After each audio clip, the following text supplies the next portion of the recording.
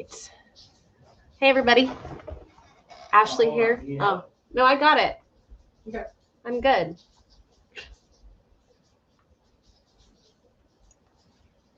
All right. Let's check the stream. Ashley here tonight. I am tired of football.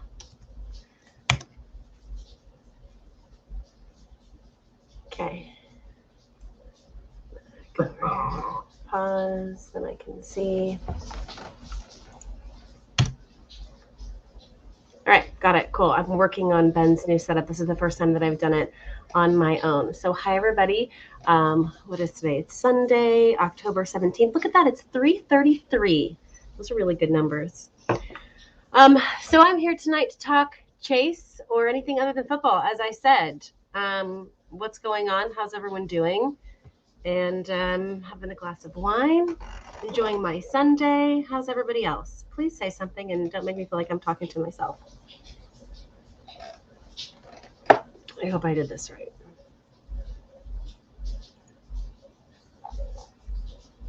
Okay. Well, so I did hear that Dale posted. Oh, hey, Jason. I did see that Dale posted some emails. Is this new?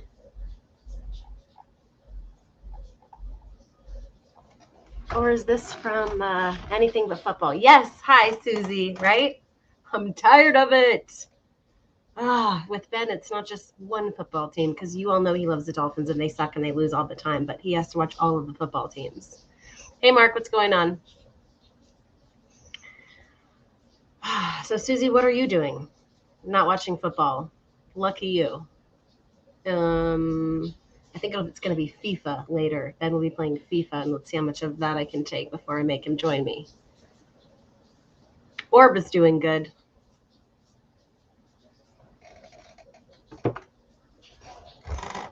Okay, so talk to me, guys. What do we want to talk about tonight? What's going on?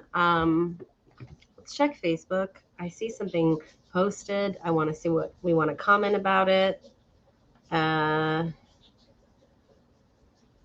seemed to think the plot thickens with these emails on Dale's blog. Oh, well, hi, George. Nice to meet you. Oh, Susie, thinking about Candy's hunt. How is that going? Did you join her Zoom yesterday? I was passed out asleep in the back of Ben's live, but how is that coming along? Is it fun? I have not been able to spend so much time on it. It's a very busy weekend, but I love all of her videos and promotions for her. They're super cute.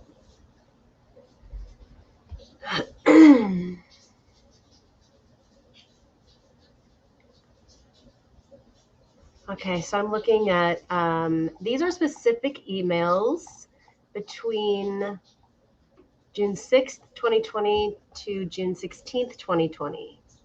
All right, meaningful. And by meaningful, Dale means those applicable to the end of the chase. So they start off with Forrest requesting that Dale send, here, I'll show you guys. Oops. There we go. So this is what we're looking at right now. If you can see it.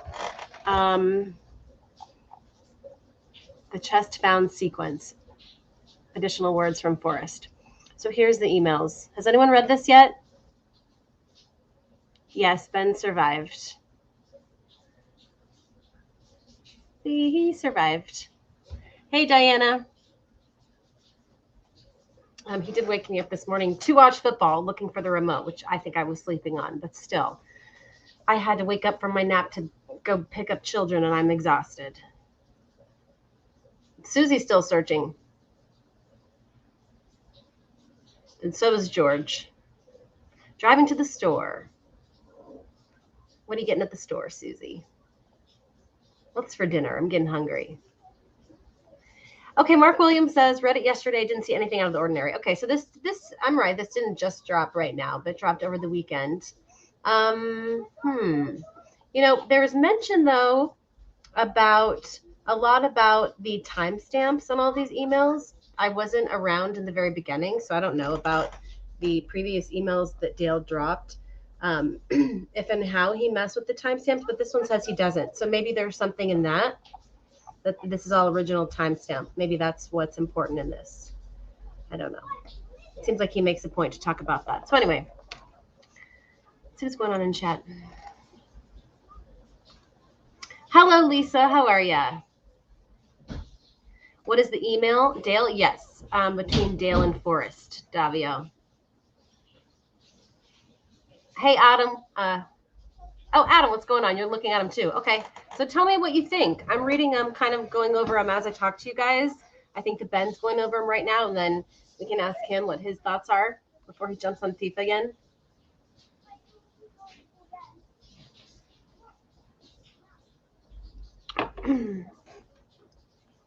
Okay.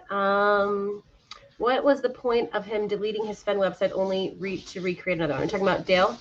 Again, I wasn't really around, didn't really know about that, about taking the website down, bringing it back up. So I can't really speak to what that is about or why that is. I do know that it's exciting, this information that Dale is releasing that I've seen over the last few months. It's really awesome that we get this information. I think we had a lot of missing puzzle pieces that we were able to find in what Dale has released. So super cool. Always cool to have new info. Gives us something to talk about, you guys. Right? Gives us something to talk about. Oh gosh, my daughter's. Hey, I know Candy's not in here, but she picked this awesome Italian place for us the other night to order when Jens was here, and my daughters were just texting. I was thinking about what we're going to do for dinner because it's almost 4, and they were like, "Can we please order that pasta place?" I think I'm going to try to convince Ben. I'm going to tell her I was just thinking the same thing. So tell me what you want.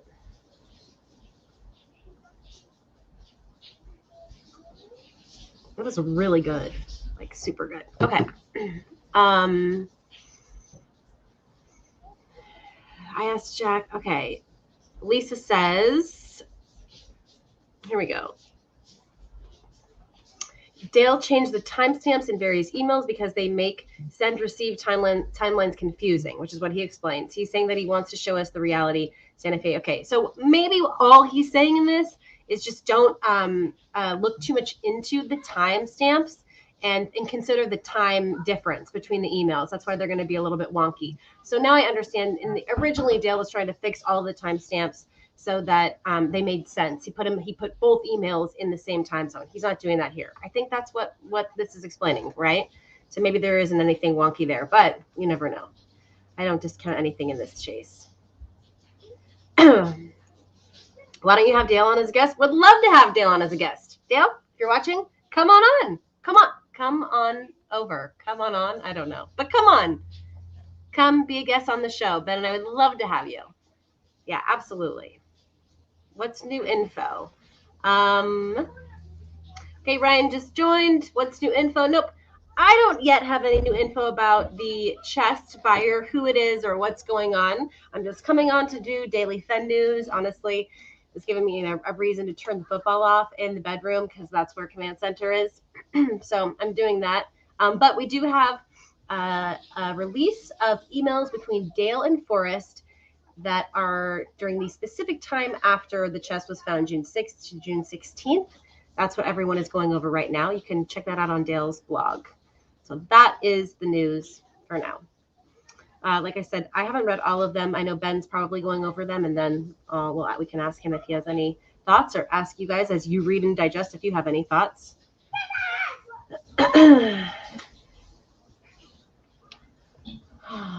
Okay. Nomadic Madman says, the timeline of the emails match my memory, but I assume that is blackout a lot. I hope that means you're having good times with good friends. But again, I don't remember the original emails, but I'm sure everyone's going to have a really fun time going over these with a fine-tooth comb and coming up with a lot of information or theories or neither or both or who knows. Diana says, read the email where Forrest tells Dale how he will tell him how and why the chase ended. Okay. Help me out on that. If you could tell me which one it is, I will pull it up and read it, or how it starts. Let's see what else did I miss. Anything else?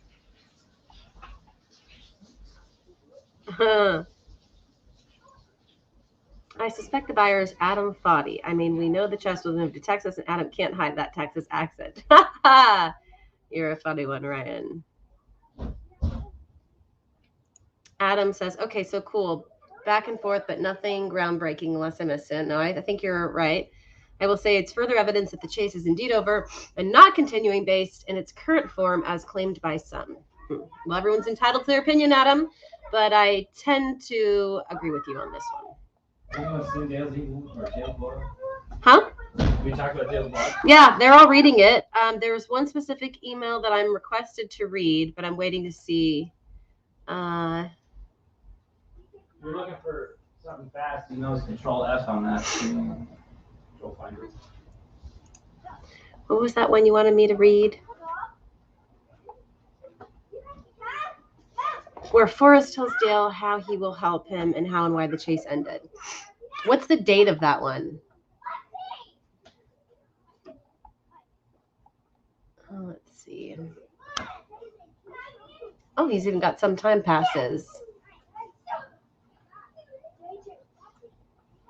Let me see what the comments are in here. Yes, Ryan knows too much. Adam, how dare you not tell me? I say this, my Forrest comment confirmed the chase is over. Ah, with the sob, right? Yes, he is. Hatchet Jack, that's an interesting question. Interesting. You'd have to define legitimately. I mean, did he find it? I think he did, but did he have help? Possibly so. In my opinion, of course, just in my opinion. But, you know, that can be help also of just search partners, other people's solves. I don't know. I'm not sure. And if I'm not sure, then I can't tell you one way or the other. But you believe he didn't have a clue, George. Like, again, everyone's entitled to have their opinion. That's right, Nomadic Madman, get it. Okay, so maybe Ben will find this email. I'm skimming through. You're waiting for me to read something? Well, no, but I'm saying eventually maybe you'll find it. What's the email they're asking? They want one where Fenn describes the end. Well, they all describe the end. Well, hold on. It's a specific one. I don't know. Just find it for me. Not you. Chat.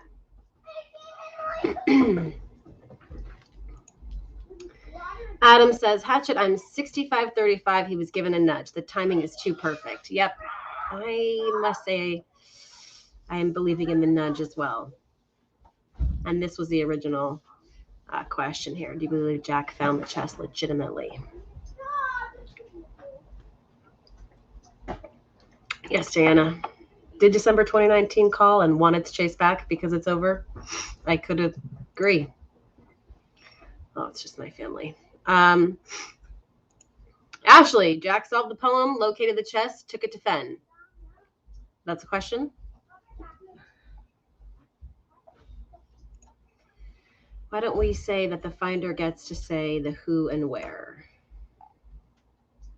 Yeah, that's the one. I know that one. It's at the end. Okay. Oh, yes. Yes. Here we go. Wait.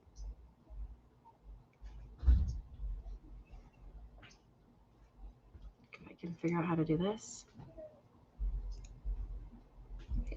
Okay, so I think it's here. You find it? Yeah. Why don't you say that I always said the finder gets to make those two calls, who and where? Why don't you say? The finder and I agreed to say. He's always clever with those words. Because the question is here, where is not my call, Dale. The finder wants me to remain silent, and I always said whoever found it could make that call. So that's what Fenn said, Ben. Yeah, but that's what he's saying he has said. He's kind of like retconning himself right here at the last second.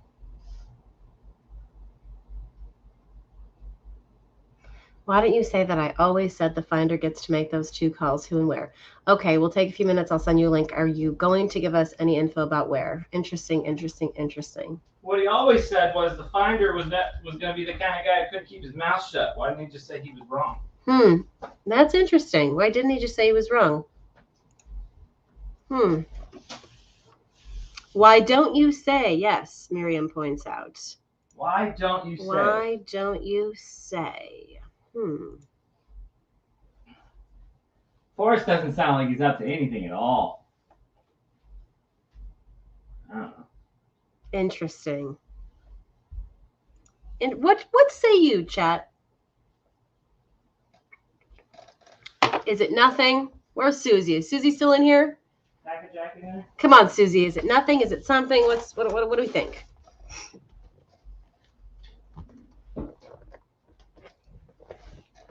Adam Foddy is laughing at you, Ben. I don't know. I can't even remember what you said 2 seconds ago. That's how bad my short-term memory is.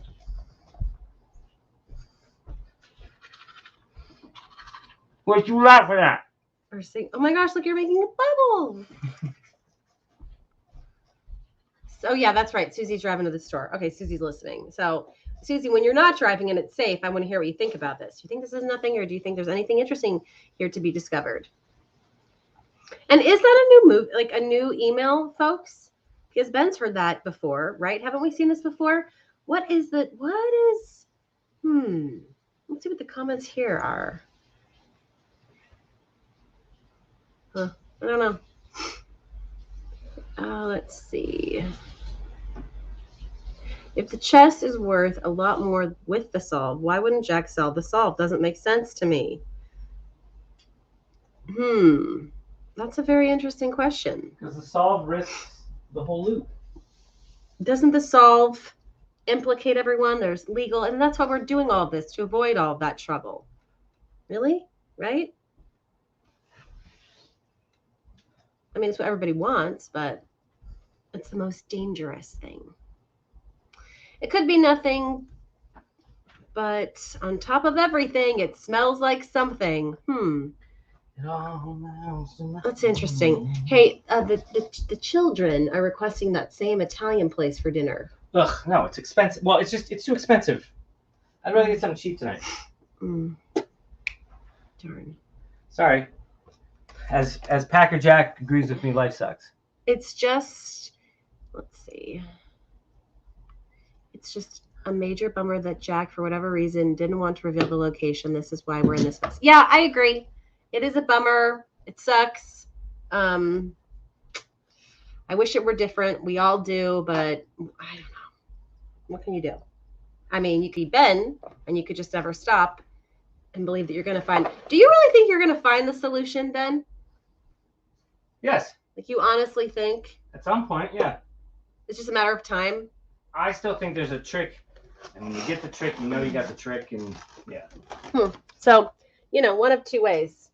Either you're like Ben, you think you're going to find it, or you realize it sucks, you want to know, but you're never going to know. That's my opinion. Because it's all puts it in Yellowstone, right? And that causes problems. We got trouble now. Follow the yellow brick road.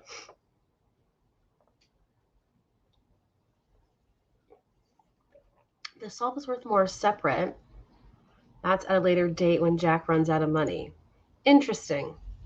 Do you think it will even be relevant then? Do you think people will, like, how much time are we talking? Do you think there's an amount of time that passes where it's not worth anything anymore, or it starts to decrease in value?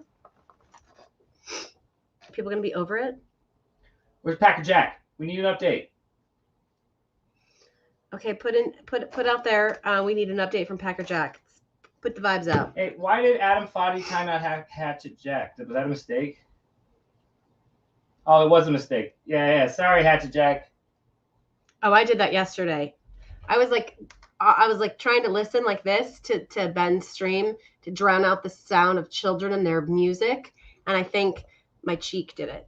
So I get it. The solve. Yeah, see, Adam says sorry. Sorry. Well, if the solve is under Jack's bed still with his dirty laundry, then all we need is for Dark to go over there and do the laundry, and then we'll find the solve. The second Jack sells the solve, it's worth nothing. But how much is it worth up until that point? Is there any point where it starts to decrease in value? Or do you think does it gain or does it plateau? Do you think at some point it's not worth, it's like only worth, it caps off, it's only worth so much? What's the most we would pay for it?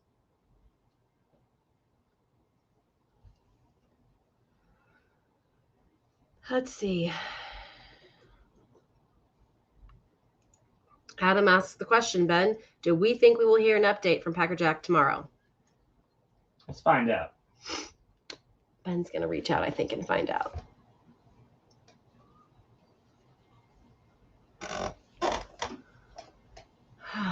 I might need a Red Bull and vodka. I'll get you one. Smoking too much indica. But it's Sunday. Adam Foddy, Forrest Fenn, consider the source, Stick and Gypsy. We all saw those emails of her first search with her family up in Idaho. Okay, interesting, Lisa.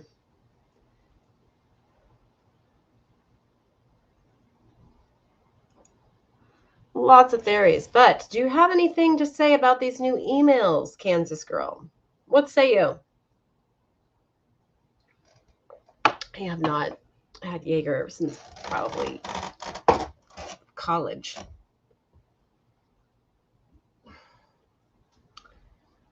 Okay, what is my prediction? Agree, counter, or decline? What are we making prediction about? About whether or not we're going to hear an update? Jack is going to accept the offer. Oh, if he can accept the offer, agree, counter. Oof, it's, I was really hopeful, but the longer that it takes, the more worried I get. If he's genuine about how he wants it sold, he'll counter if he doesn't want it. I mean, counter should be the only option. Really, truly. Or it should be counter or accept. Or accept. No reject. Yeah, really. Figure this out, boys. It's a long winter. Nobody has to walk away from the table. Mm-hmm. Yeah, we just get this done. That's all. Again, fly me in like Dog the Bounty Hunter, and we'll get this shit signed and done. I promise. Give me 24 hours. That's all I need. Maybe we should do a poll of what we think is going to happen. Send Ben to Texas to seal the deal in the poll. Yes or no? Should we send Ben to Texas? Should we send Ben to Texas to seal the deal? Yes or no? It's going to be resounding no because they're going to think I'm like stalking. But it should be a poll question. The people should have a right to decide. Send Ben to, what did you say? To Texas to seal the deal. For both parties. Yes or no?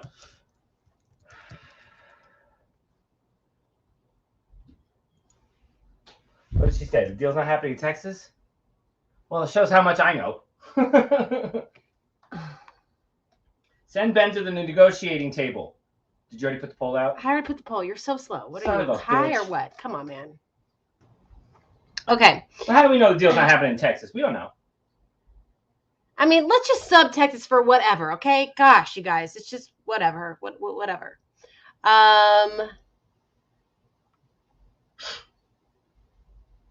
Ryan D., you're a dick. Hey, K-Pro. Isn't it JK, not JS? Ben, I would probably come back with the chest. I told you I'd seal the deal, Adam. Yeah. I'd seal the deal for Honestly, me. Adam. I'll meet up with Minotaur. We'll go get the chest together. We'll pay 20% over appraisal. 20 minutes. I used to live in McKinney, Minotaur. Love Texas. No worries, Ryan. It's fine. Oh, man. Just like, talk about me as if I'm here, because honestly, I am here. Don't talk about me as if I'm not here. Let's see. No, we have not really discussed those. I mean, not in depth. Here's what we've done. We've brought it up. A few people have said they've read through them. They haven't found anything earth-shattering. What do you think? I'm still kind of reading them back. I'm reading them over and over again. I didn't read all of these the first time around, so I don't know if I'm supposed to be comparing, if there's something different. Why is Forrest Fenn bringing up a guy named Barry Peterson? I got plenty of dudes on Reddit who says Forrest brings up the name Barry all the time, and he goes, even Barry Peterson and Josh Gates, we all know Josh Gates, send me emails. They want back in. Like, but he's just taking a moment to talk about Barry again. There's a dude in Reddit who would like that, actually. Who is this Barry? I mean, I'm sure it's a real person, but like Forrest likes to take advantage of names. Kansas, I just don't think it's going to be in the original spot, even if they went to all this trouble. Just my opinion. K-Pro, I guess I'm in the minority. It is big to me. Big in her opinion. I'm still reading them. I just don't know yet. I think they're big. I think anything released is big. And I think a chunk of emails released in a specific time period, that means something. I haven't had time to read through all of them, and I didn't read through them initially. Are there any new emails? Can anyone out there tell me, are there new ones, or are these just all of them without the timestamps changed? No, I think these are new. Are they new? Aside from like I think they're all new. Okay, because you acted like you'd already heard something. Well, some about of these some of these lines are like quotes that we've seen, but like. Well, that's why I asked.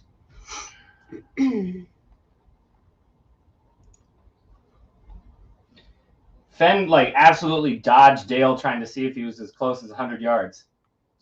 Read it. Dale goes, looking to find out if I ever got closer than 100 yards. Folks on the blog are being good sports about it, congratulating the whomever winner. And Fenn just responds, the winner is unknown to me too. That's it. Carrie says, Ben, go to Texas. You are the rainmaker. Make it rain. I'm the Native American, so I can give him the rain dance spell. Yes. Capro says, Adam, it has been over for me for a while, but the conspiracy is more now than ever. Agreed. And then Mark hits me with it's nothing new. I don't know. Let's discuss it. Why? Why or why not? So Fenn wrote the captions too. I mean, I guess I guess that's assumed. Okay, first, Dale said that he was emailed in the morning on June 6th, and he was going to get the update later in the day. No, that was on June 16th. The first is 7:12 p.m. The timeline is important. Wait, for June 16th? Yeah. June 16th starts out at 8:10 in the morning. Wait. No, Dale said that he was emailed in the morning on June 6th. All right, June 6th. Hold on.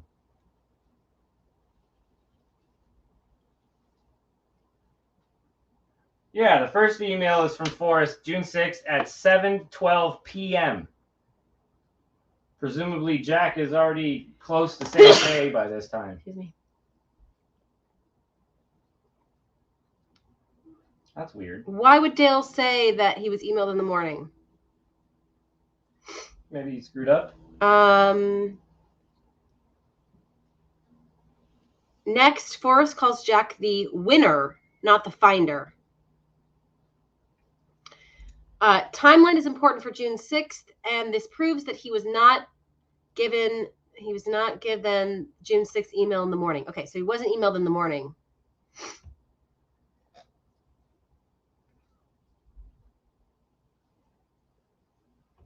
Thank you, Nomadic Madman. Right, 7:12 p.m. is not in the morning. Adam Foddy with the winner, finder, same thing in his opinion. Capro seems to think that using the word winner is important.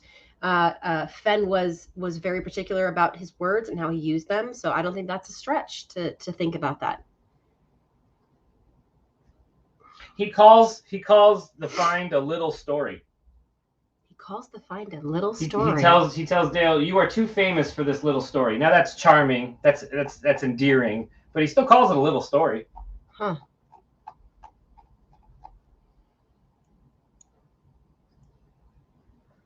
Scrolling up and reading these.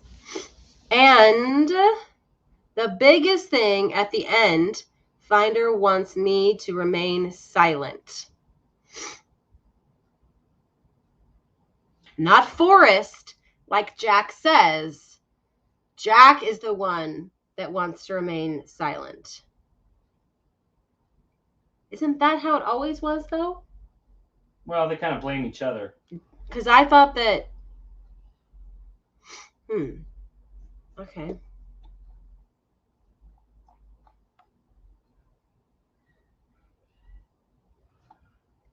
What is Dale's website? I only see his old one. His old one's gone. His old one's gone. His old website is gone. Here we go. Linking. Hopefully that worked. If not, maybe someone could drop it in there, but I think that works. Yeah. Oh, okay. Adam thinks it was always Jack. I kind of thought so too. But Ben seemed to think that Jack blamed Forrest as well. Did he talk about the time zones issues? Because the first email is, okay, it will take a few. What email comes first in the final three? Okay. So he talked about the time zone, that he just left it as is, even though they were in different time zones. Previously, he was trying to correct them so that you wouldn't be messed up. Right, but they still are different in minutes. So which comes first? I don't care even about the hour. Which email comes first? I guess. Like, I don't get which email goes first. From Dale, okay, it'll take a few minutes. I will send okay to what? Is he saying okay? He's saying okay to the email below? Yeah, I get kind of tripped up on it as well. How are we supposed to read it? So Forrest first says, or Dale first says, can we say that? Okay. And then Forrest says, why don't you say, I always said the finder gets to make those 2 calls, who and where? And then Dale says, okay, it'll take a few minutes. I will send you a link. Yes, that's what I think as well. But he didn't always say that. That's such bullshit.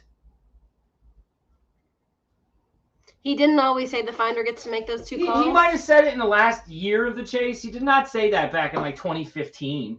Hell no. K-Pro says they're in order. Yeah, from bottom up. Someone brings that up in the comments. My head hurts, sorry. Yeah, he's a little bit kooky today.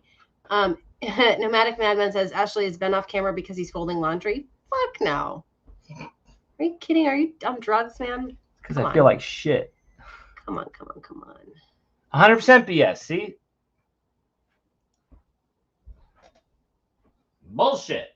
April says 100% BS. The story changed once Forrest died. Interesting.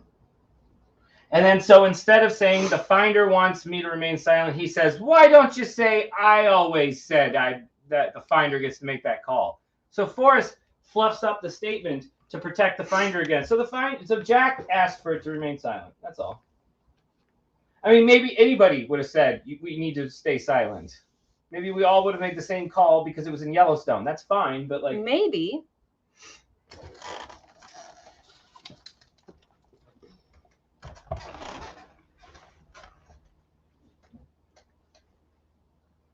I can hear this in my head. Thank you very much. Hear what in your head? The Wizard of Oz Cowardly Lion voice. If I were the king of the forest. Sorry. Ashley, please read the blog is down. Is the blog really down? No. Quote, the blog is down. Oh, where is that? Oh, man, I'm stoned, you guys. Sorry. Gosh. Woo! Go to the menu. He's got other post-its. So just go to the menu at the top or something. Who keeps going in and out of this cabeza? The kiddos, and then past it. Oh.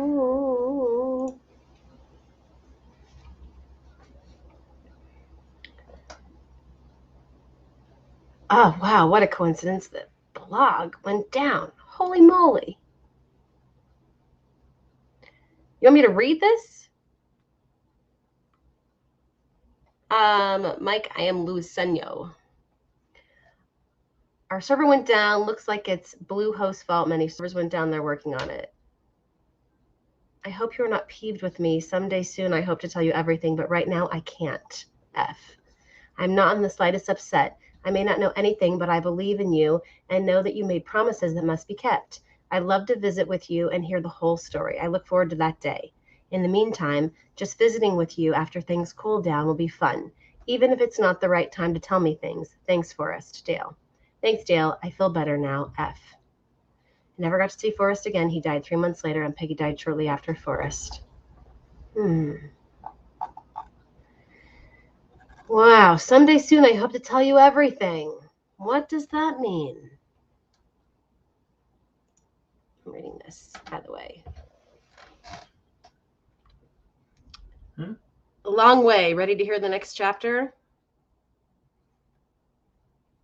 It wasn't Forrest, it was Jack. Jack changed his story. He said Forrest wanted it that way. He said he would destroy the spots coming from. Okay.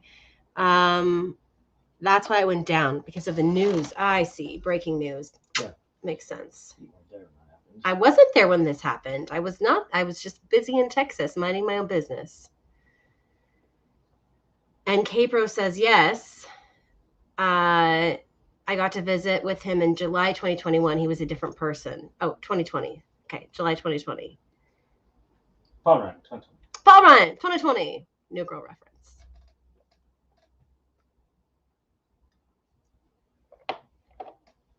Interesting. Well, any other thoughts on these emails, Ben? Have you read through them? Do you think anything? I'd like to know a little bit more on the time discrepancy, but maybe there's a reason for that. I mean, Dale explains the whole. No. The AM PM thing is not time zone. Well, for him saying that he received the email in the morning, but why? Why would he even say that? Was he wanting to feel like he could say? Maybe he got his wires crossed. I just think there should be an explanation there. What do you think, K-Pro? Why do you think that is? I wasn't around when that was released. I don't know if the time makes a difference. Like, what time was it released? What time was everything released? Was he worried? Was he feeling like he wanted to feel like he got the first announcement, and that's why he said the morning when he didn't? I mean, no, he got the first announcement. Oh, huh. And I don't think he cared. Interesting. That. Maybe he cared. I don't think he did. You want this hit or is it mine? You can have, you can have it. Yeah, I feel like I'm good. Otherwise, I have to get off camera.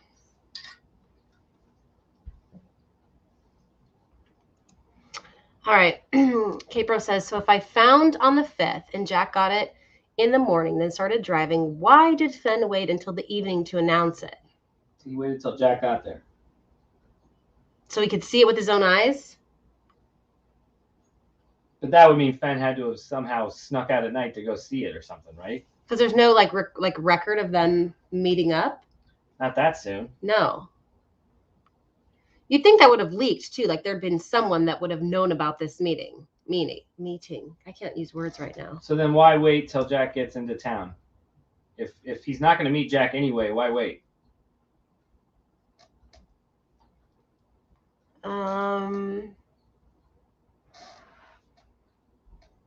Jack didn't get there for another day, Ben. Yeah, this is June 6th, the night of June 6th. Right. He didn't get there till because they went to your search spot first. Right. So this works. I mean, what's the problem? My head hurts. I don't know. So then he waited. He waited until Jack got there to announce? No, he announced, he gave it to Dale when Jack was already... Why did he wait? Why didn't he just say it was found when Jack sent him the email proof and pictures? Why did he wait? What was he doing in the meantime? Right. Why not send out this email Friday night? Why not send it out Saturday morning? Knowing people are going to go out that weekend. I mean, we're nitpicking, but that's a good question.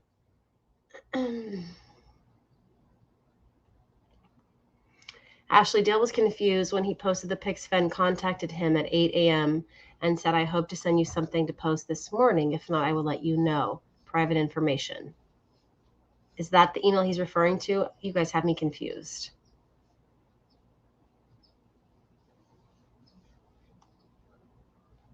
Adam, she was on the family email. Are you talking about? I think I know what you're talking about. Cynthia. So she did have news of it. He was asking about her finding out.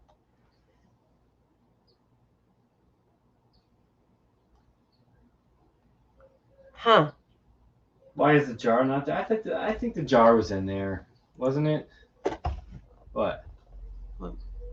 K-Bar just says this is such a small detail, but important. Agreed. Yes, everything is important. So, what do we make of it? Oh, what happened to our poll? 53% said yes, babe. Let's start a GoFundMe for Ben. Wait, how do I do this? 52%. Someone came in last minute. They didn't want you to go. Oh yeah, you can't see the jar. That's right. You can't see the olive jar in there. Last chance to get your votes in for the poll before I close it. Maybe he took the olive jar out because he didn't want people looking at words. Maybe. But the dragon bracelet is certainly not covered in fucking toilet paper. Look at that thing. That's the dragon bracelet. It's not covered in wet toilet paper. No, not at all. You can see it right through there. Bullshit. And what does that mean? You know? And that was an email Jack sent to me. Oh, it was covered in wet paper towel or toilet paper. I'm like, no, it ain't. No, it ain't. So what does that why say that? Like, look at the pictures of that dragon bracelet. It looks like it's in a plastic bag. That's it. Yeah. Why say that? That's what always had me wondering. That's weird. You should show people that. Show people what? The picture of it? Yeah, look here. Here, find it. You want me to get up? No. You can stay.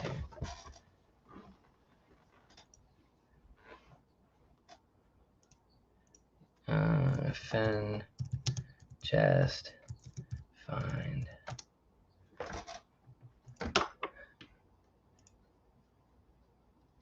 I mean, we have it somewhere, but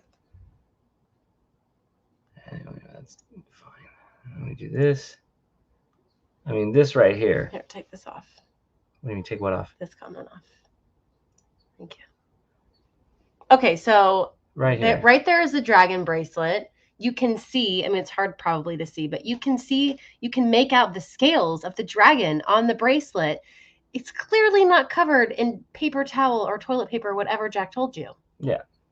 We all know what it looks like in that little pouch. There's no pouch on that dragon bracelet in that photo right here. Hell no. So why even say that? Why say it was covered when it clearly was not, babe? I don't know. It's like lying about what you're going to the grocery store for. You know?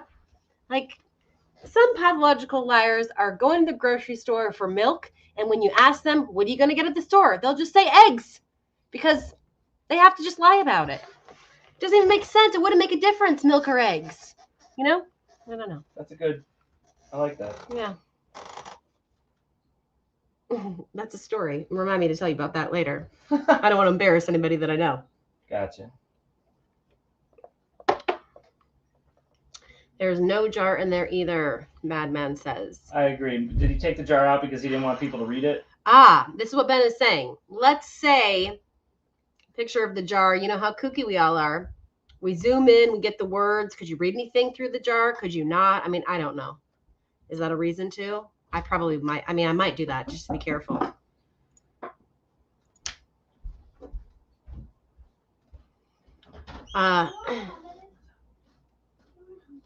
Helmet garage or by the front door or the backyard? Hey, No idea. good thing the kids are going to put a helmet on. The doctor was like, do you wear a helmet every time? Good job. Let's see. Do you know why Dale didn't answer the question regarding who else was on the email list? Not sure about this. Are we talking about the family email list? I think Capro was talking about that earlier. Really none of my business. Capro does say that he was attacked on timestamps and conspiracies. I'm assuming you're referring to Dale, right? That's why he wrote what he wrote at the beginning of the blog saying, like, I just left all this out. But Diller brings up a point. Remember, Dan Barbarisi said the jar had to go in first to close the lid. Didn't we ask, or didn't someone ask Dan about reading through, like if he could read anything through the jar? Didn't he see it? Dan, yeah. Am I making that up? And he said he wouldn't share what he saw. Right. Okay. So what does that? What say you now? That do you think that the jar was just taken out of this picture? I think so. And then, but it was there. And so when Dan saw the chest and all of its contents, okay, so if you're going to say that, do you think the emerald ring could have been taken out of this photo? Yeah, but the person who found the chest didn't say the jar was missing. The jar is just missing from the photo. The person who found the chest said the emerald ring was missing. Okay, fair enough.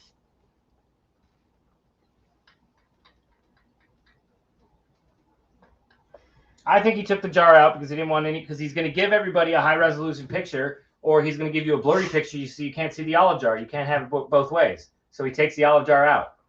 I see nothing wrong with that, but just say that.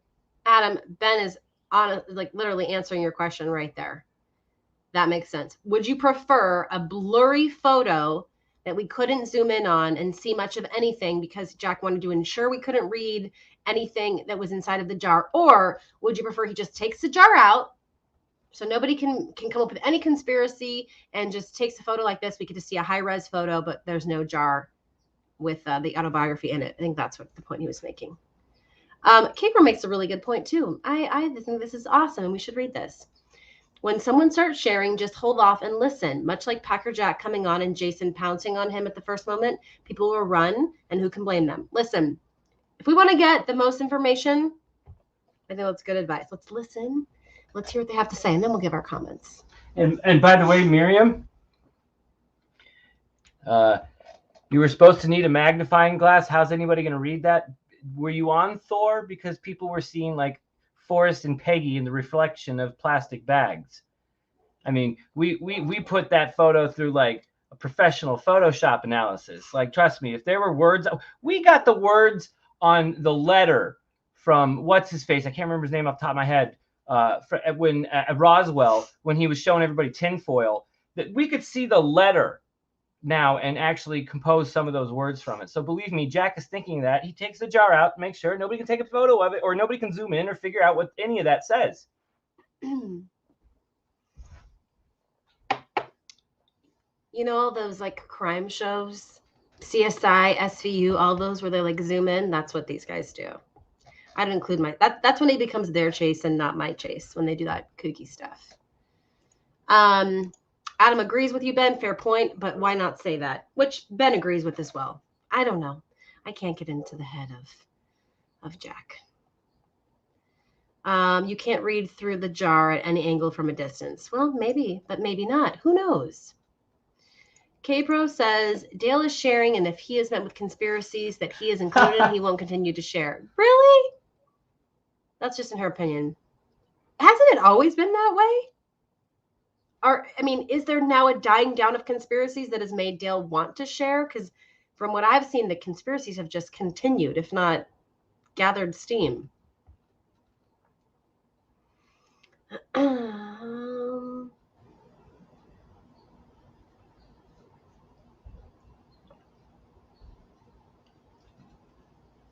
Interesting. You were able to read words on it? I don't think anyone was able to even see it. So, I like this. The resolution of the photos was poor on purpose. Cute. Uh-oh. K-Pro says, Ashley, wait until Monday. Conspiracy Bridge may have turned into a highway. I wish we had a soundboard then. Yeah. That was really pitiful. That was a pitiful attempt at a sound effect. Let's see what else. Well, I'm curious to hear then. One day. Someone find Packer Jack. Where is Packer Jack? Where's an update? Give me an update. You know, listen, Packer Jack, you give Ben all of the fun updates, and I never get an update. It's my show tonight. I want an update. I never get anything I wish for.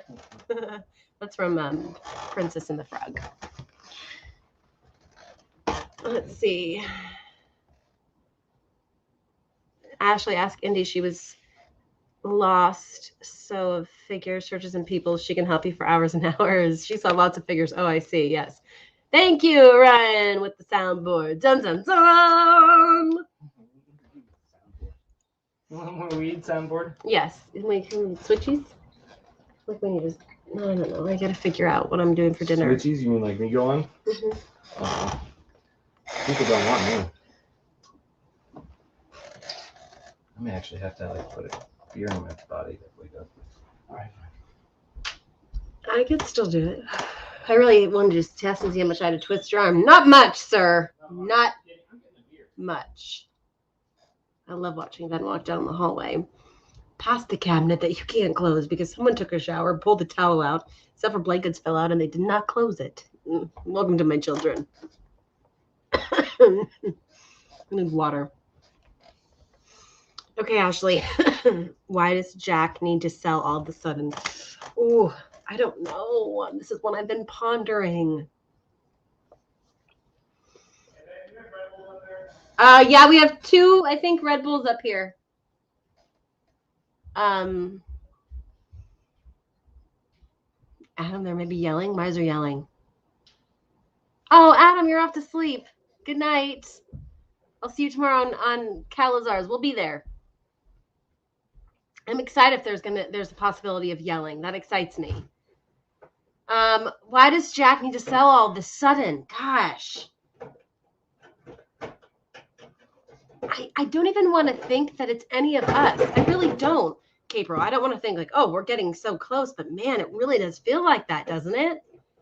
No, I think I have 1 Red Bull. Are you sure in the top and the back? No, I'm an idiot. God, Fenn Napple!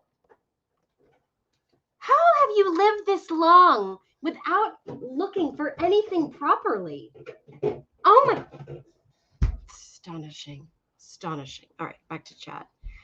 Ben, do you have any opinion on why Jack needs to sell? We've talked about it before. Did we get too close? Is he worried about legal things? We got too close, or a sudden force of nature made Jack decide he's done with everything. Hey, what if Jack has just found his soulmate and wants to buy this person something and propose? Or buy them a house? That's reasonable. I would love it if you would find a treasure and sell it to buy me a house. It'd be fantastic. So more vodka for you? So I can drink away my dreams. And so you can drink away and go, it's not that bad if I don't get my dream. It's never happening. I never get anything I wish for. Oh, man.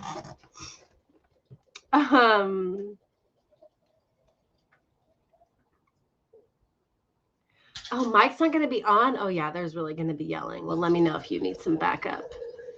It's called being a mom. Yeah, it's the craziest job ever. A dangerous night. Babe, Capro is really, stuff is going down tomorrow. Why? It's going to be, first of all, Mike's not there. Does she need help? Second of all, it might be a dangerous night. Why dangerous? I'm just saying. Danger is my middle name. That's more like Michael Caine. Some men just won't watch about, but Miss Congeniality. Cheers. Cheers, Adam 40. I know you're still watching. That's awful. That was so bad. It was terrible. I thought I was looking at something important here. Am I? Cheers. Ben, did you find your dress? It's under Ashley's pants. I'm going back to my phone.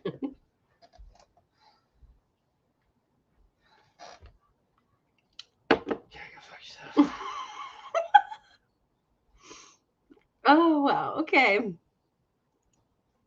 I'm going to go watch Bill Gorman's old stream. I may say things I told people I won't, as I'm sick of the secrecy stuff, so I may slip accidentally, of course. Who? Capro? Capro! Hey, Capro, can I interview you on your show tomorrow? Capro, I say I interview you on your PowerPoint, and let me ask all the questions, since Mike's not there. And then you need some beer and Bud Lights. Well, we will DoorDash some Bud Lights to your house. Just have proper photo identification. Yeah, that's all we ask. I'm waiting for the answer. Come on, K-Pro, let me interview you tomorrow for a major PowerPoint.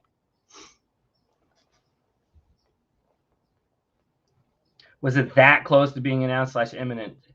Huli, I said we're going live every day till the deal gets done. That's how we're going to play our role and push this shit to the finish line. So I hope so, because I don't feel like going on every day in a row. That's why Ashley's doing it right now. He's a tired boy. Yeah. Come on, K-Pro, type out the answer. My God. Cheers, Ben. What you drinking? I'm drinking Vodka Red Bull, so I wake up. Just laying in bed watching football all day. Julie, it's part of God bless it. She responds to Julie. K-Pro, you're making him mad. You know what happens when he gets mad? Literally nothing. She said, I already did, you boob. Did she call me a boob? Oh, she said, Ben, bring it, and we have a guest. Boom. Put it on the banner. Breaking news. Ben is interviewing K-Pro and getting her to spill all the beans. Show me how I do. Oh, banner. It says right here. Yeah. Duh. And then go Which here. one? This one? Go here and then go to edit. Okay. And then just say, Ben to interview K-Pro live Monday night.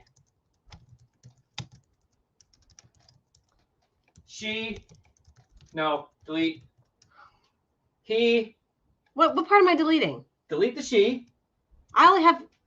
Oh, fuck, you made me delete the whole thing. I think you said delete. Ben to interview K-Pro. Yeah, what the hell are you doing? Ben to interview K-Pro live Monday night.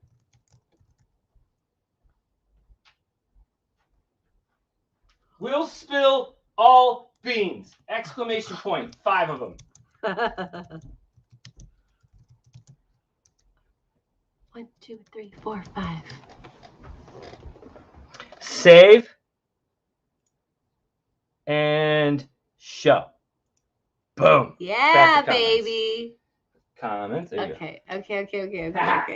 That was just ridiculous. We're a real channel now. Ben, bring it. We have a guest. Yep, everybody. Who's the guest?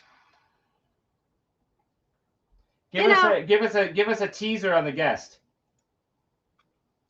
Ben, I get to ask you questions back. You know stuff too. That's fair. You can ask away. The people want to know what you know, K-Pro, not what I know.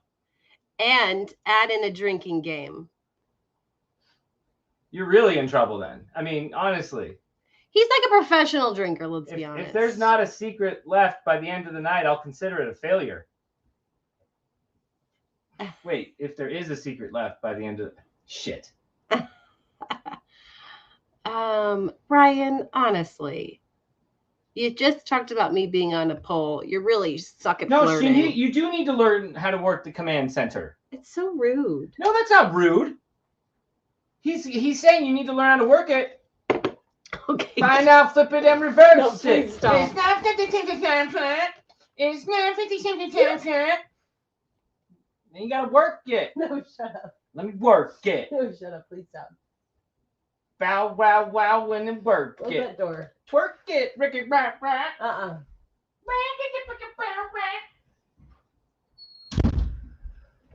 I think that's the words to the song. Ben will answer your questions. Mary Green, where is Packer Jack? Packer Jack! Hey, tell the people about our new show coming. Oh, gosh. Yes, you guys. This is exciting. I'm excited. Ben and I have a new show, and we will be discussing everything The Curse of Oak Island. I'm going to give you a little bit of background of why you need to watch this show. Because we can go back to my Snapchat memories of me taking pictures of Ben where he's sitting on my mother's couch with like me and several of my 17 million children. And he's like this, because he's trying to watch The Curse of Oak Island. Meanwhile, me and all of my children are saying, this is so stupid. It's boring. I'm the one that is dating him, so I get stuck into watching these shows every week. And I'm telling him, Ben, they never find anything. I'm talking to my dad. My dad is like, oh, yeah, I've watched that before, Ashley. They never find anything. They never find anything. Now, I'm kind of hooked. But listen, I'm still not as gung-ho as him, so I bring the other side to this. He's all about it, and I'm still being like... You know, Jack looks like the guy that trained me at LA Fitness, you know? So we're bringing both sides. And the new season is coming, in like 2 weeks, November? 2 weeks. We're going to they have little hype episodes. We're going live after every episode. We're going to go live after every episode, East Coast time. And we'll stay on long enough so that our other time zones can just join in our live. We're going to be discussing Oak Island. Are you excited? I'm excited. Okay, Mark. See, K Pro says Oak Island is painful. Mark says it's stupid and boring. Listen, I'm bringing you that point of view. I'm here with. I hear it. I'm here for it. I'm representing. You're all wrong. What is this? You're wrong. You just haven't watched enough of Oak Island, and neither did she. And I'm catching her up, and she's understanding what she's missed and how she's wrong, even if she doesn't want to admit it.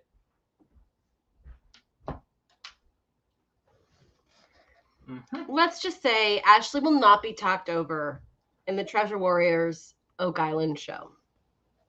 Okay, K-Pro's going back to, I think, the interview. We know the two big podcast people, in case you want me to make a connection, Ashley, Warriors. She's talking about Oak Island. Oh.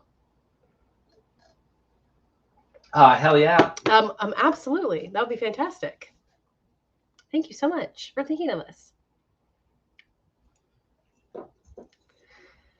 Okay, Lisa's excited. She's going to watch. Beaks, you'll watch. Hatchet Jack. Oak Island is awesome. Yeah, listen, again, there are many times where I fall asleep watching Oak Island. Babe, how many times do I fall asleep in the middle of an episode and we have to start it the next day? Almost always. Yeah.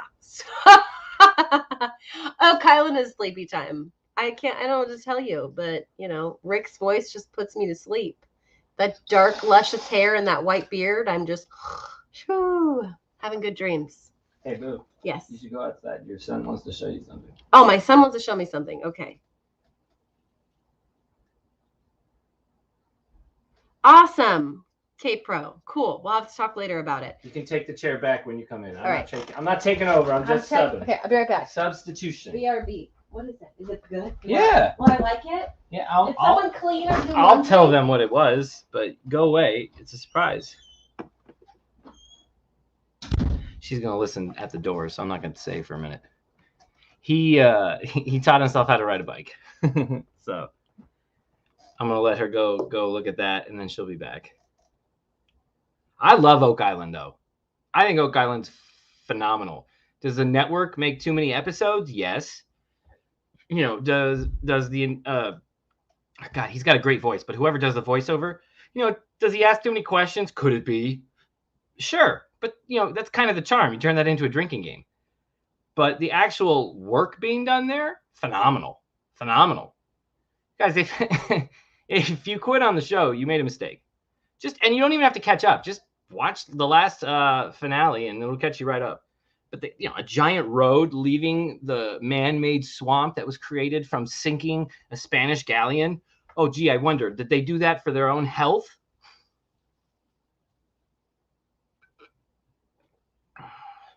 Hey, Ben, here's a question. Have to be prepared tomorrow. Have you ever talked to Jack's search partner? Ooh. Define talk to. How deep is a talk?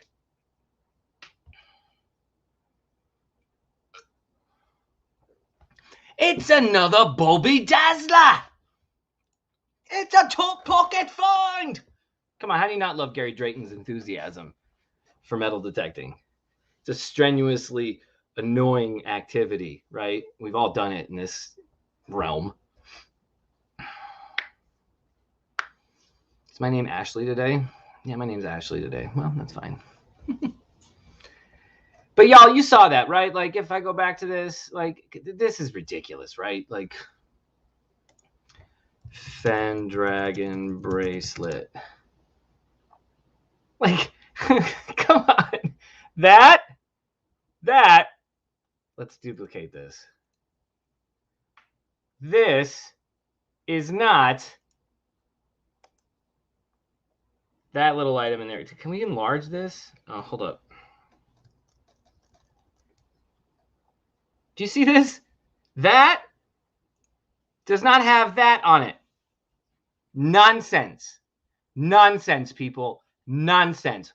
You're telling me that's how it was, except that's what it looked like in the treasure chest? Shenanigans. Shenanigans abound.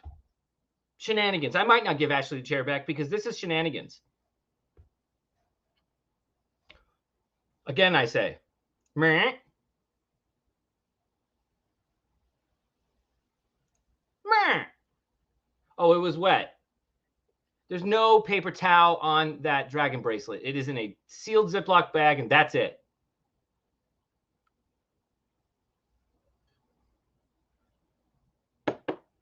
I remember when O did the Photoshop analysis. I gave him grief for it in the beginning, but I also donated to the cause just so he could get it done and get some answers. There's no olive jar in here. Again, I say the olive jar could be taken. Some say this was the olive jar right here. If you look inside, it looks like there's gold in there, so I don't think that's the olive jar. Some say the disc is way too small. None of that concerns me as much because this is the most obvious. See it for your eyes. There's the dragon bracelet, and there's what they're telling us it looked like.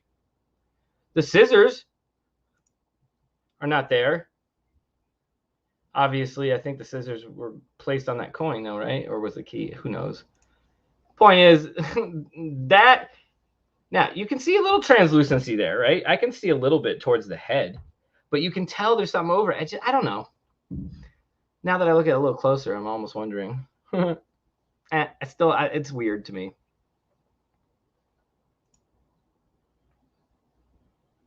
And you know what I always loved about this is, I don't know if you guys can see it, if it's even in this, but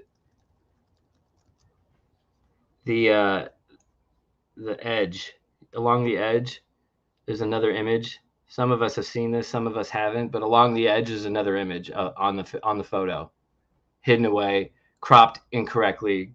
Take your pick. Strange.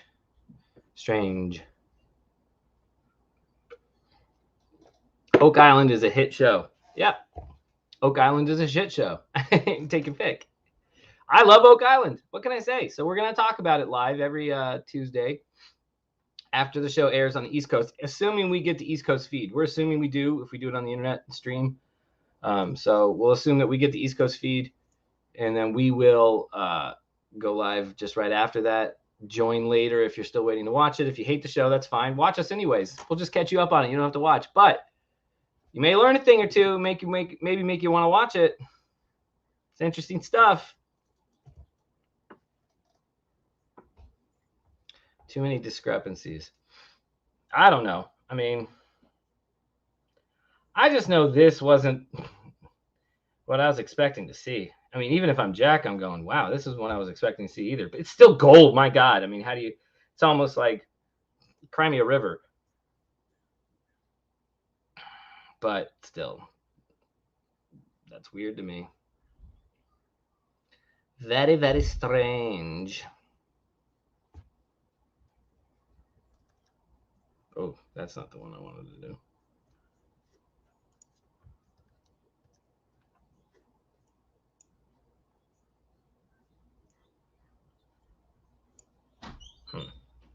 What's up, Boo? I want you to see too. Okay. I just thought I'd give you first crack. Cute, right? Yeah, super cute. Alrighty, I'll be back. Okay. They're like, can you switch places and Ben could come see? Andy's out there, by the way. Who? Andy, that's Katie's husband. A couple doors down, just in case. It's pretty cute. Pretty cute. Okay. What was I? What did I miss?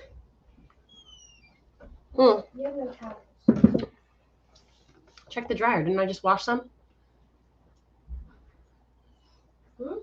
Under the cabinet, or didn't I just wash some? I don't know. I don't know. What are we having for dinner? We'll figure it out. Ben doesn't really want that Italian place, but I think we might have to just override him. That's money. That's what your sister wanted. I know. Why say Yada? No, nails is different than food. Yeah, you do technically always say that. That's such BS. I paid for you to go to Not Scary Farm twice. Not even going. Huh? Yeah, but you twice. Jeez, you guys. I cannot make everyone happy.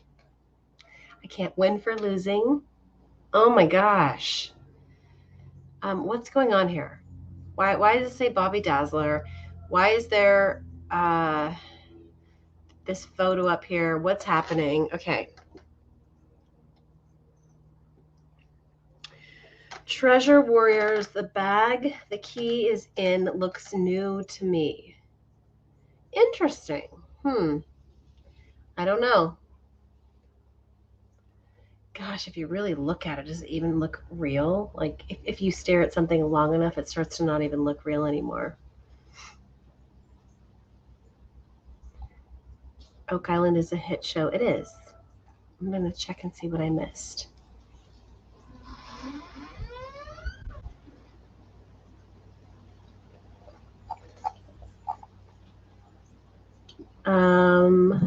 Could be a replica. There's nothing unusual about that photo. I don't know.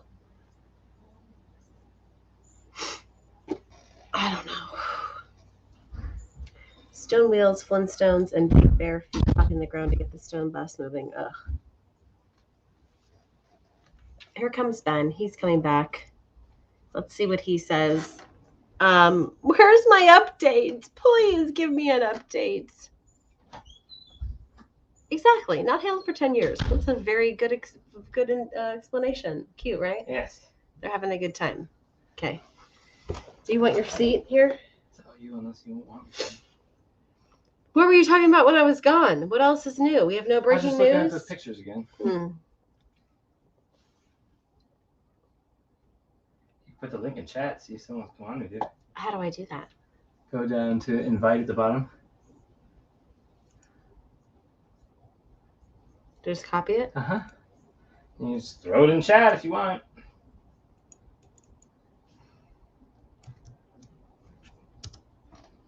Look at me go. Okay, so if anyone wants to join the stream, I just put the link in chat because I'm figuring out how to work the command center. New comments.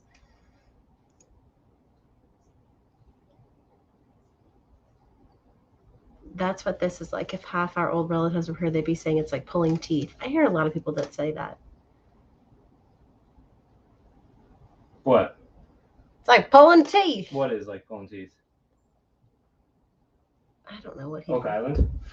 Well, yeah, all of this.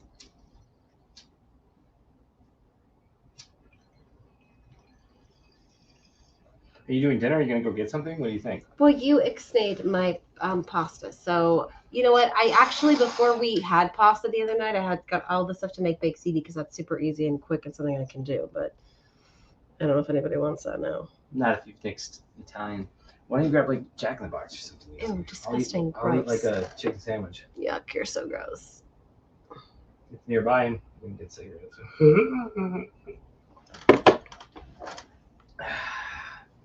I love you, boo. Smoke the last one.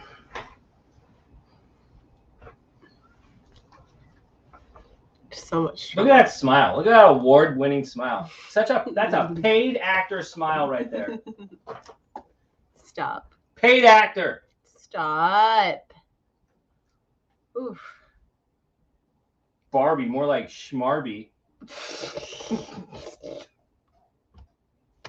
It's not even a word, man. Look, they're telling you to take over for me. They don't want me, babe. Barbie, Schmarby. What? Dang it, I had something to say. Hashtag Barbie Schmarby. What should we ask K-Pro? Let's get questions lined up to ask K-Pro. When she comes back. No. Questions lined up for Monday night. Oh, for Monday, for tomorrow, because Ben is interviewing her. Right. Let's get questions. Right. Assume I can get her drunk and toasted on the stream. Right. And get her to spill all the beans. Right. We need to like all send her beer on DoorDash. So we'll do that. Yeah. Well, I'm gonna DoorDash Bud Lights. We have her address now. Yeah. I'm DoorDashing you Bud Lights tomorrow. And then you're gonna interview her. Mm-hmm. It's gonna be like a little proper COVID date. But we need to get proper answers from her. So we need to get good questions. Okay. So chat. What are the questions? What do you want to know? Put in the chat. I'm going to write it down.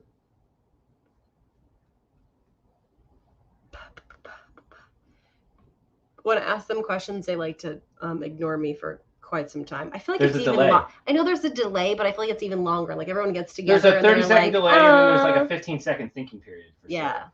A thinking period. That's what it is. A thinking period. Plus, it's Sunday night. People are like, I don't want to fucking chat. I'm trying to just chill and watch this. Ooh. There's so many implications with that question.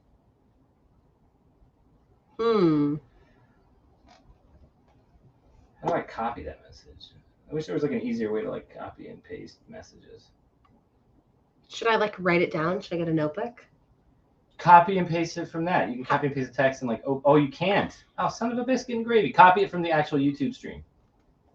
You'd have to open up the YouTube stream, yeah, and copy it from there, and then like put it in like a Word app or something to save all the questions. Oh my gosh! Oh my gosh! Babe, do you not want to do command center duties? Stop!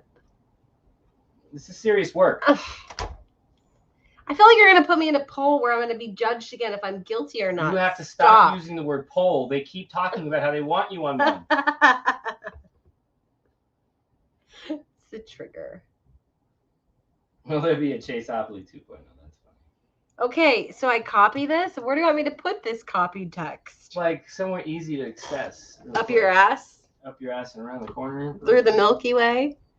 Babe, I don't work Windows. You know what? Screw the idea then. We'll remember it. It's not like there's not many questions being asked. I mean, I could type it faster. You guys, yeah, exactly. Your questions suck.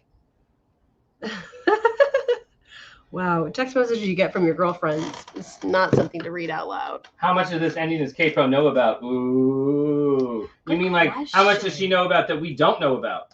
What, does she have any information she hasn't released? Is that a question? We should follow up on the top 10 conspiracies and see which ones she thinks are true at this juncture. Ooh, revisiting the top 10 conspiracies I think is a great idea. How much does K-Pro know? We should put that in the banner. Add it to the banner. Go to banners. Okay. Let me see if I can do it. It takes me a minute to find your mouse. Go to that banner, hide it. And then I edit it. I can do this. No, don't delete anything. Why? Space. There you go. Guys, oh, fuck. What? I can't type. Do you want me to prompt it for you again? Wait, what's going on? How? Is it? No, baby, look. Is it pausing on you? Yeah, this is weird when this happens. It's not me. It's making me feel stupid. Oh, we've reached the limit. I bet it's a word limit. No.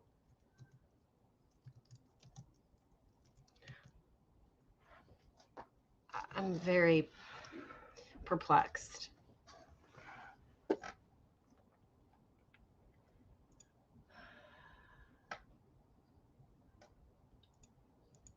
Try now. Oh my god. Redonkulous.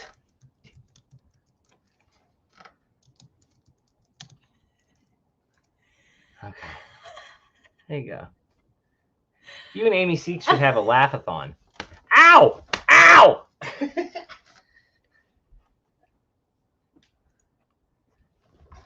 No. What? You didn't click the. You didn't. You gotta scroll that shit. Okay.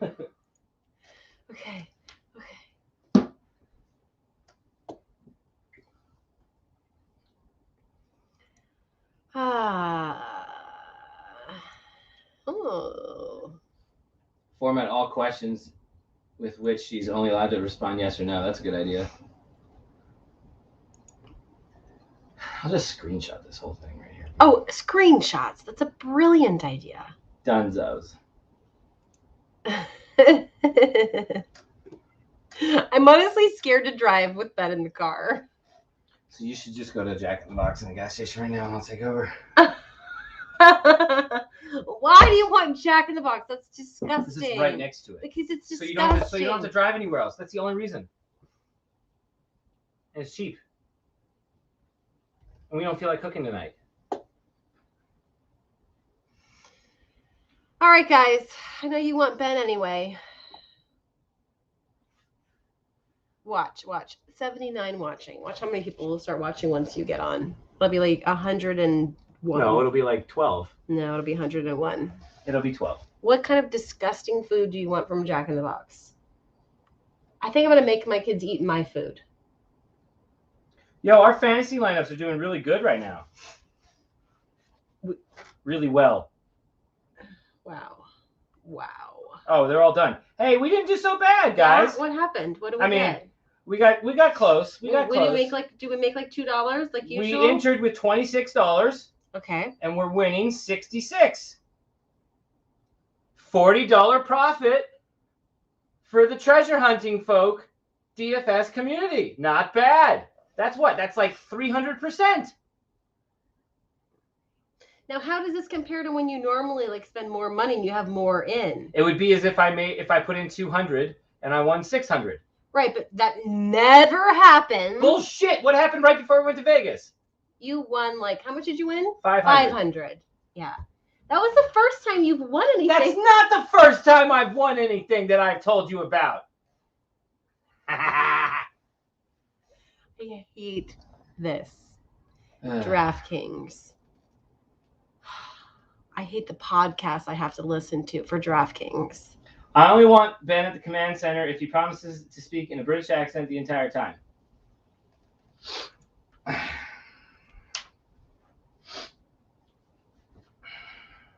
Food.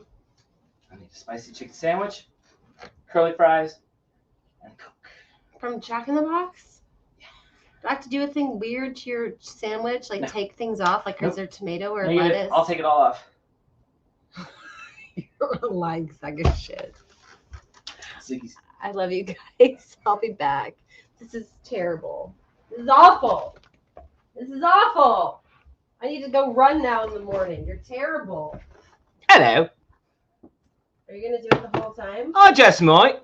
I'm going to watch. Let's see what's going on here. I can't stand you. I can't stand you either. It is. I can't stand you right now. It might be gone by the time you're back. I can't stand you. I suggest you also get Red Bulls from the gas station. I hate you a lot. Marvelous. I can't stand you. How is everyone doing today? Now, my British dialect might change from where and when and which forth and oof where I come from. I don't know, but sometimes it could be Wales. Sometimes it might be Liverpool. We just don't know. But fans of the Arsenal Football Club. Fantastic. All right. What are we talking about now? Hey, what we doing? You folk are crying? You folk are crying over there? Hello? Don't you worry. Wipe those little tears right off there. Pucker them lips up, yeah?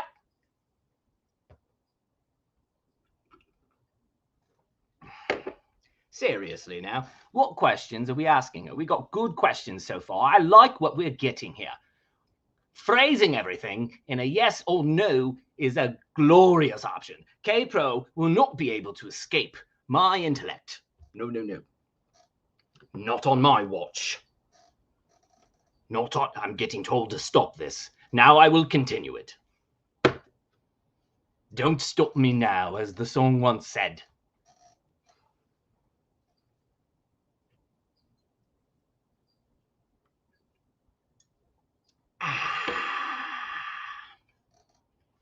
Seriously, let's go back to the email blogs here. Let's see if we can make my face a little smaller there. There we are. Marvelous. How about this? Woo, now I'm even smaller. Glorious. Let's really examine this again, shall we? But this is the blog is down. We don't want this, do we? No. Do you know what I find rather interesting? When I was in Yellowstone, there was a moment there. Well, see if I can find it here. Where is it? Have you ever noticed this? Look at this little peculiar little fellow there. Look at that. The G just hangs off there. I don't like it. Anyway, to TV or not TV? 23. Look at this. Very good. Do some Benny Hill. Should we do Benny Hill? Actually, I'd have to put some Benny Hill onto the telly and refresh myself with the voice of Benny Hill. Yes. I don't know if that is something that I want to do at this moment. Shall we not do that? No, I don't believe so. 23 lost and hidden treasures from around the world. Ah, the Ark of the Covenant. This is true.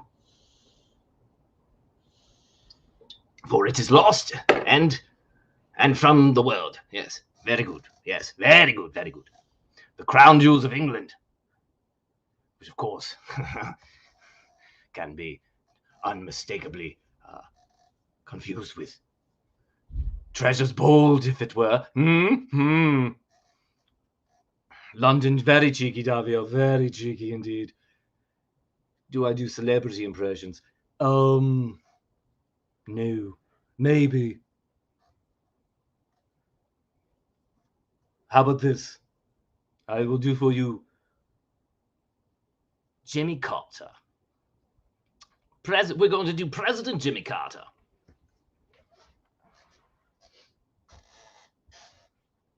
Hello, I'm President Jimmy Carter. You see, we still studied English, didn't we? Yes, because that was the challenge, and that's what we're going to do. You thought I was going to break out there, but I didn't do that. No, sorry.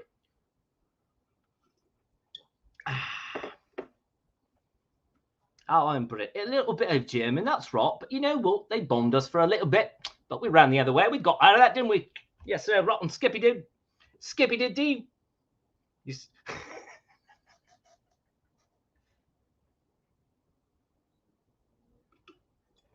All right.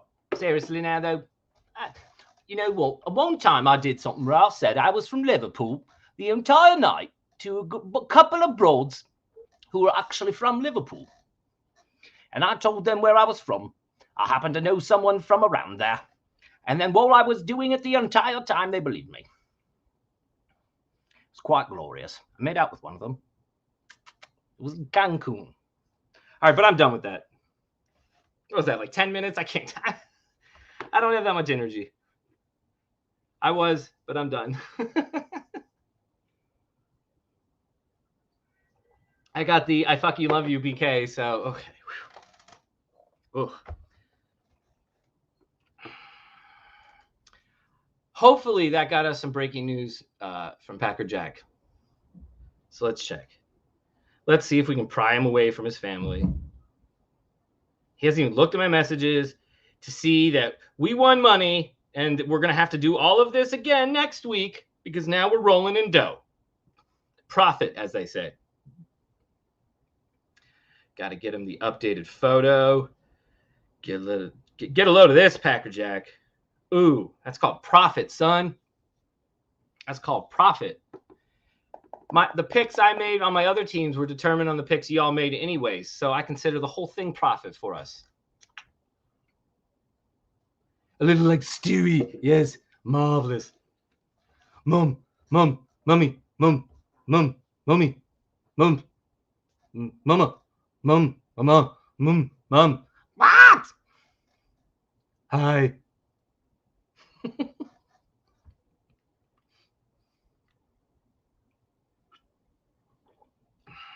I used to do good Stewie. I used to. My claim to fame was Herbert the Pervert. I did Herbert the Pervert another time back in the day here, but I don't want to do it again. It hurts the voice. My voice kind of raspy right now, so. You know, someone told me I should do voiceovers if I actually wanted to work in the industry, but I even said no to that. I don't like. I just don't like anything where you're the puppet, and I consider actors puppets. Well-paid puppets, they know what they're doing, but you know, I like to be the one who writes the story. Not this story, breaking news, but you know, in a television setting, I'd be the one to write the story.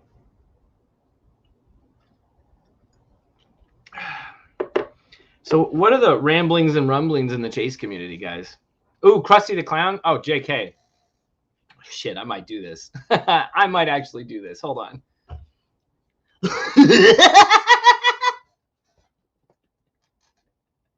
I can't believe I just did that. Yeah, confirmation. I am not a paid actor. No one's paying me shit. And by the way, that Krusty laugh was missing a little rasp, but I was afraid to throw in a little rasp there because it was going to hurt, and I figured it would really hurt if I did that. So what? My day job is figuring out how to make money in quicker and quicker amounts of time. That's my day job. We are all extras in the game of life. That is a fact. Again, I make no bones here, guys. I think you're all NPCs. This is my matrix that I'm in, and you're all just living in it. So enjoy my world. Oh, being Ashley's bitch. Wow, she just comes in stomping. She's the elephant just coming in stomping on the ants. Boom, boom, boom, boom. I called my Ashley, I called you an elephant. Whoops. Monetary efficient expert. Me. Treasures Bowl. Dal made that joke once about a 13-year-old forest at Ojo Caliente. That's it's good trivia, Lisa. I saw a lot of theories that thought something of this had to do with getting naked and getting in the water. I'll get deeper and deeper into mine where I'm at, but I still think we're at a Wizard of Oz solve kind of theme. And I will say that it's pretty obvious when you compare little tidbits of the Condor 2. And he once posted a picture of an oil tree. I find that pertinent.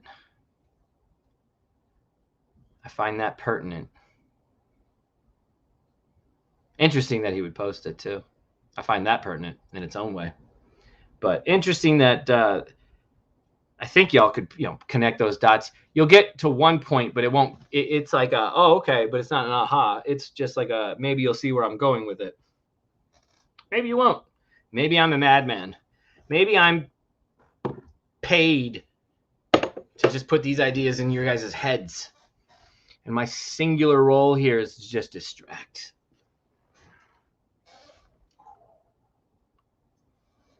Or maybe not. I don't know. Where's my vape pen? There's my vape pen. Hello, vape pen. You're quite the lovely vape pen. I love you, vape pen. Hello. Very nice. Oh, yes, now you go in my mouth. There we are.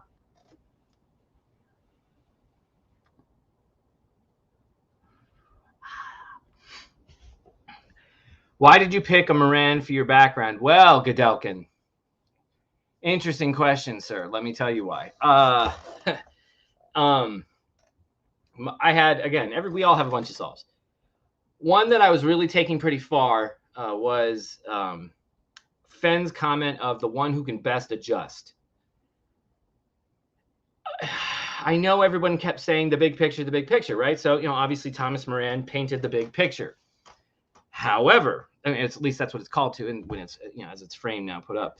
However, if you adjust just a little bit, you'll find that there was another artist who painted the same area from a different vantage point. And instead of it being Thomas Moran, it was Tyler Grafton Brown. One painted this area from Inspiration Point. The other did the same painting from Artist Point. And that discrepancy could be what slowed a lot of folks down. This is, of course, connected to my Uncle Tom's Trail, which consisted of 328 steps, matching Fenn's 328 flights in Vietnam. And I've never quite let go of it. It had the beauty of a cohesive narrative to me in Solve. I was still missing a couple of pieces. I think the blaze would have been seen from the home of Brown, which would have been, you would see the blaze from Tyler Grafton Brown's point where he did his painting, but you would see it across the canyon, and that would match the doodles that Fenn drew about how, one of the stick figures was on the other side of some kind of gap, which, you called a river, called a canyon, we don't know, but I think it was a river because he'll always put, anyway. So where was I going with that? Anyway, my point is, I think possibly that could have had something to do with a Yellowstone solve. Now, granted, there was a man who descended down to the bottom of Yellowstone Canyon pretty much on the same path of a solve that I was on. I happened to speak to him. I was lucky enough to talk to him, kind of pick his brain a little bit about what his thought process was going into that. Did you know you were breaking the law? He didn't really answer questions like that. But did you know what you were doing? What made you do it? What convinced you? What was your aha moment? I showed him a little bit about what I had researched in the area, and it had matched what he had seen. And I even enlightened him on one thing. And, he was just a very committed dude to his solve. He broke the rule. He knows, and he knows he was wrong. And he ended up being a rational person. Like, we're not all crazy, even if we do crazy things. And that's kind of a case of that. You got to get to know somebody a little bit. I don't know the guy from Adam, but it was interesting to at least talk to the guy. I was like, wow, it's interesting. I've read about you for a while because it overlapped with us all. But anywho.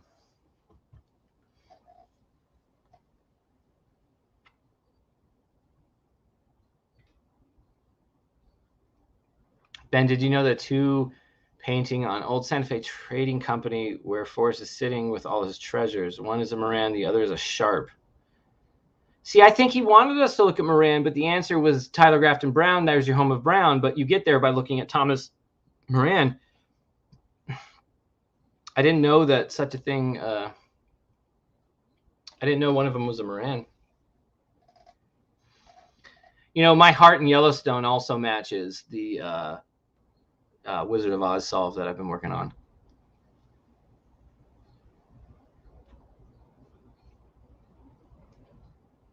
Just as an aside. Think we can put some background music on now, or am I going to get ding-donged for that? I don't give a shit, boys and girls. Welcome to Sunday Night Chill again. Let's just chill out. Let's play some non-copyrighted music and enjoy our evening while we discuss. I want to do any topic. I don't care. We can talk any conspiracy you want. I want my brain pushed. Give me topics I didn't think about. Give me things I've said no way on. Convince me. Thinking music. Or maybe just movie soundtracks. Let's do movie soundtracks.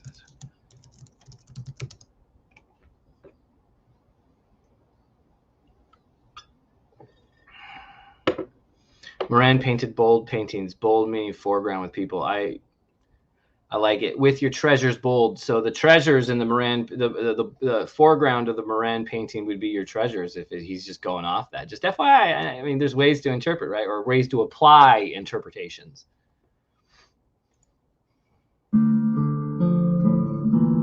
Let's see what we're getting here. Oh, yeah, we're getting a little, I think, Godfather. Ben, is 2 chests a possibility for you still? Yes, until we get the full, complete answer and honestly, maybe an even better question is, when is it enough? When do you stop?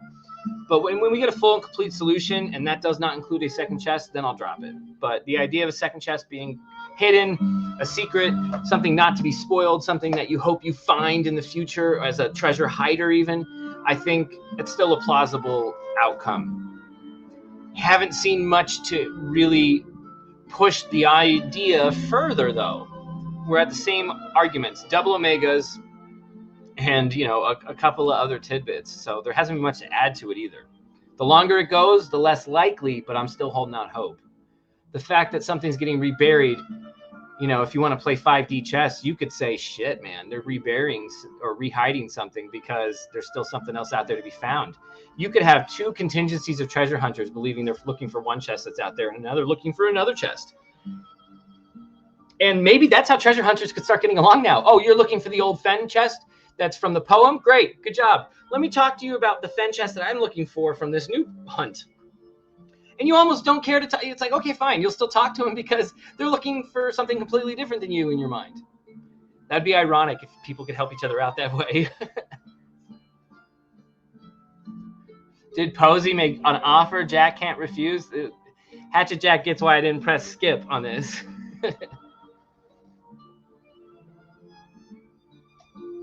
Bring me the You come to me on the day of my daughter's wedding.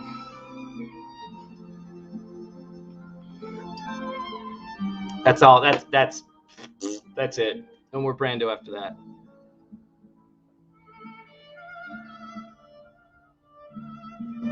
Oh, I love it when people put the time codes in the top pinned comment. Perfect. What's next? Moulin Rouge is next. We'll see if we like that. We'll probably skip that. Unless it's a good one for me. If you can! If you can! As I have gone alone in there and with my treasure bold is a Moran painting in my solve. Gadelkin, this is what I'm saying, like, we're so close, but so far. Remember, I adjust. I go from Moran as magician, right? Look at one hand, don't look at the other. I look at the big picture as look at Thomas Moran. Oh, by the way, Tyler Grafton Brown is right here, sitting right there. And you wanted a Homer Brown. Here it is. That's the way I looked at it, but that doesn't make me right either. And thank you, Lisa. I remember the moment I looked him up. Tyler Grafton Brown was also a cartographer. What did he do, guys? He drew maps. Find a good map. Do you think Tyler Grafton Brown had a map of Yellowstone? Do you think maybe I looked into that? Do you think maybe I looked into what else Tyler Grafton Brown did? I would hope the entity did not set an expiration date. I would hope they set an expiration date on exclusivity talks. So, for instance, take as long as you want, but if you're going to start entertaining other offers, I would like to be notified because then I'll just rescind mine. You can do that. Hold my offer as long as you want. I'll be checking in on you. And if you're not going to entertain other offers, take as long as you need to think about it. I mean, that's a strategy. That's a tactic you could take. 825. Pearl Harbor. Well, we'll see what that's like. I wish they had the doohickeys you could just skip, but whatever. Oh, I remember the Pearl Harbor soundtrack. Yeah, I remember this. I actually went to go see Pearl Harbor with family, and my uncle's dad was there, and he was at Pearl Harbor and survived, and he couldn't sit through the whole movie. He had to get up and leave like halfway through. And so we all got up and left with him on the first time I saw it. I remember that. That was tough. That was weird. But you get it. I mean, it's understandable. I guess as a filmmaker, you're at least going, well, I don't want to traumatize someone, but it's not like they're making fun of it. I guess we got true to life. It's the best you can ask for. If Justin is buying the chess, what was he doing putting cameras around 9 Mile Hole? Well, I think you can do two things at once, right, A-Pro? You can walk and chew gum. I never agree. Okay, so people were saying when the cameras were out and outed, right, that I was going, oh my God, you must be so stupid if you think you're going to catch Jack with the cameras. I was alluding to something else. I was alluding to the idea of it can't possibly be just that. Because you can't honestly think Jack is going to be coming back to the spot in the middle of the heat. Not heat as in temperature, but the heat as in the heat on the chase. The people looking into all the outcomes, looking into all the possibilities. And you would think that Jack is just going to mosey on back to I know criminals return to the scene of the crime. I'm not calling Jack a criminal or a crime scene, but you get what I'm saying. I don't think that Jack would go to the spot for the next 5 years. So what I was really getting at was there must be something else going on with those trail cams and we just don't know what those are. So that's still at play. We just don't know. We have an offer from 5 Leaf Blaze to play his guitar for Sympathy of the Devil. Sympathy is 1 chord, LOL. I don't know how that would translate. We could try. Is 5 Leaf going to argue with me about other stuff? Because I'm down for it. Argue isn't a good, I mean like good-hearted argument. I'm down for it if 5 Leaf wants to come on and play the guitar. Or if 5 Leaf wants to come on later this week and like plan maybe like a fucking whole rendition. Like we could turn this into like the Tonight Show. And Ashley and I will just like talk, blah, blah, blah. Maybe we'll have a guest on and then we'll go to our music breaks with 5 Leaf with the band. I like it. We can have a Treasure Warrior band led by 5 Leaf. Tell me where you get that on other channels.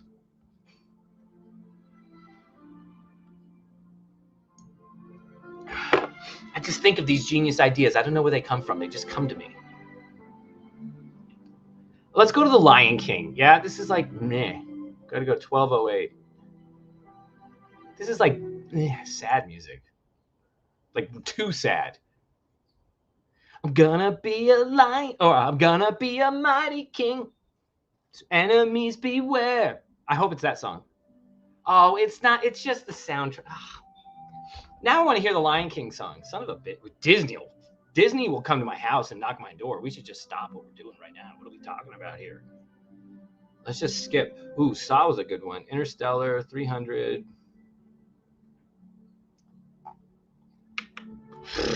Let's just do National Treasure. The letter E. That's the only thing I typed. You're right. This is weird. National. There we go. Alfredo sauce on the Shy Fellas were the best band. That is such a low-key reference, Ryan D. I have no idea what you're talking about. Treasure Warriors has a new follower on Instagram. I don't care, Ashley. Unfollow us. Fuck Instagram. Fuck Facebook. No, thank you, Ashley, for telling us about that. It's marvelous.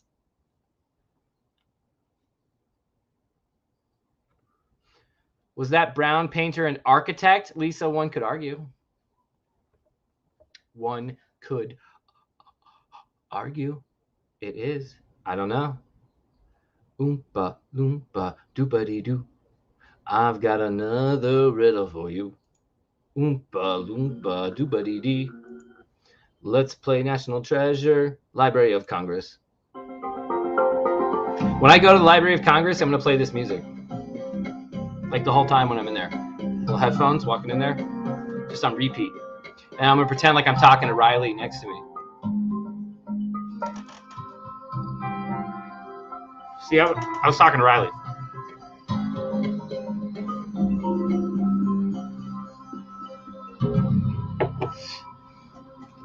How many guys have seen National Treasure? In the chat, type it in. 1 if you've seen National Treasure, 0 if you haven't. And if you don't type, I'm just going to assume you're falling asleep to my soothing voice, and I find that marvelous. And if you're not going to type in the chat, just hit the like button or the dislike button. See, we're gonna be whores for this, but I like the dislike. Hit the dislike button. That's dope. Howard Stern was my hero. Hit the dislike button. What did I say? 1 was you seen it? Seen it. Haven't. INFJ. We need to talk, my friend. Hatchet Jack, fuck yeah. MS, I'm going to guess 1 million. You've seen it 1 million times myself as well. When I would get home from college courses at night, I'd pop that DVD in. Just let it roll, baby.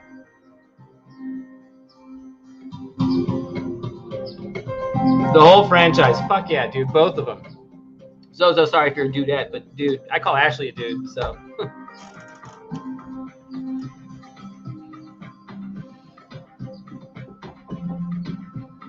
Something's knocking. Hold on.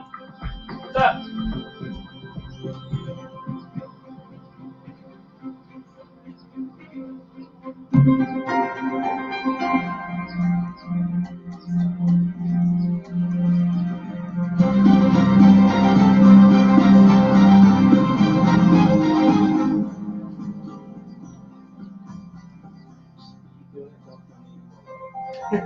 No, not because I want to hear about all of it. I love it. I just do anything honest. I want to know about it. I love it, man.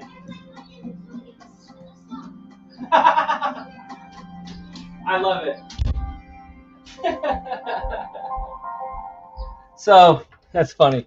One of our neighbors gave a list to our boys and their boys, and they're having them walk around to all the other houses in the neighborhood asking for items on that list like they're trick-or-treating. So like he's like, yeah, we just walked up to this house next door, and we just looked on the list and said we had to ask for a sock. So we just said, hi, we're here for a sock. And like they're getting like a scavenger hunt or something. It's pretty funny.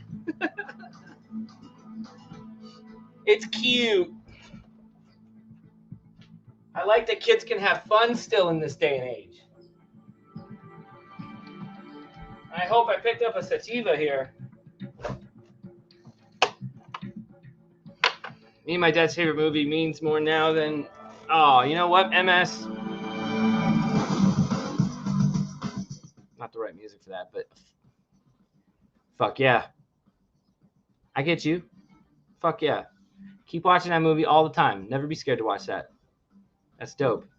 Always there with you.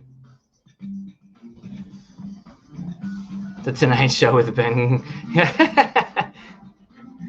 Five Leaf on the guitar. Take it away, Five Leaf. Five Leaf would be like, yeah, hold on. Before I take it away, I do need to talk to you about the periodic table, Ben, and how you're an asshole.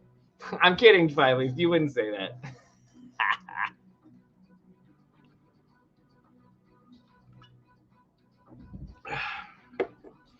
Why is this letter capitalized? Because it's important? Because it's a name. I know. I hear you, Hatchet Jack. Do we think that Forrest Fenn didn't watch National Treasure? Come on. He did. The problem is there's a song that's called Ben. This guy. I assume that's why he talked to me at a bar in Silver City, New Mexico, one fateful evening in July of 2009, because my name was Ben. Oh, your name's Ben? Shit. That's not what he was saying. Your name's Ben, you're an archaeologist? Oh, shit. I'm going to tell you about my treasure. That's not how he sounds like either, but you know. Alan K asks a pertinent question. I guess we'll get serious because Alan K is here. It's like the fucking class suck up or something. Do you think they'll hide a proxy? I do. I also think the entity will somehow increase the total value by adding contents or some other bonus. Alan K, thank you again for bringing me a question in which obviously it's great points, and I wish I thought of them myself, and it's a great topic to discuss. I'd love to have you on the show to talk about it. But seriously, for real though, if you're going to add something to the Forrest Fenn treasure, what do you do to stay respectful? It's a great question. I think you can. It's just, what do you do to stay respectful?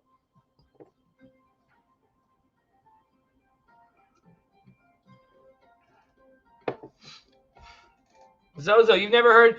Yeah, I don't know what to tell you. Like, Ashley and I'll be was laying in the bed, right? Watching, take your pick, the morning show on Apple TV. And we'll be quiet for like an intense 10-minute scene, right?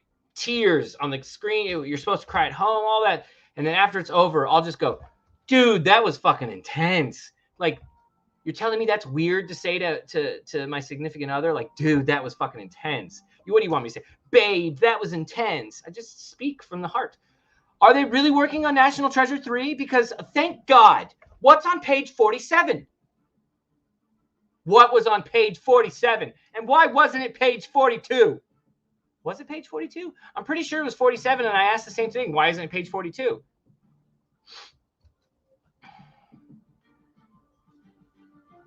Gary Calloway, I would rather hunt for a chest with $2 million in gold and a jar of Justin's poop than $800,000 Forrest Fenn chest. It's a no-brainer. Right, like we all want to hunt for more, but the mystique, the lure, the magic of Forrest Fenn's poem and what he could do to our brains with it, the magic of his life, the mystery, the intrigue of the big fish idealism that is Forrest Fenn, one Forrest Bubba Burke Fenn. It's hard to match that.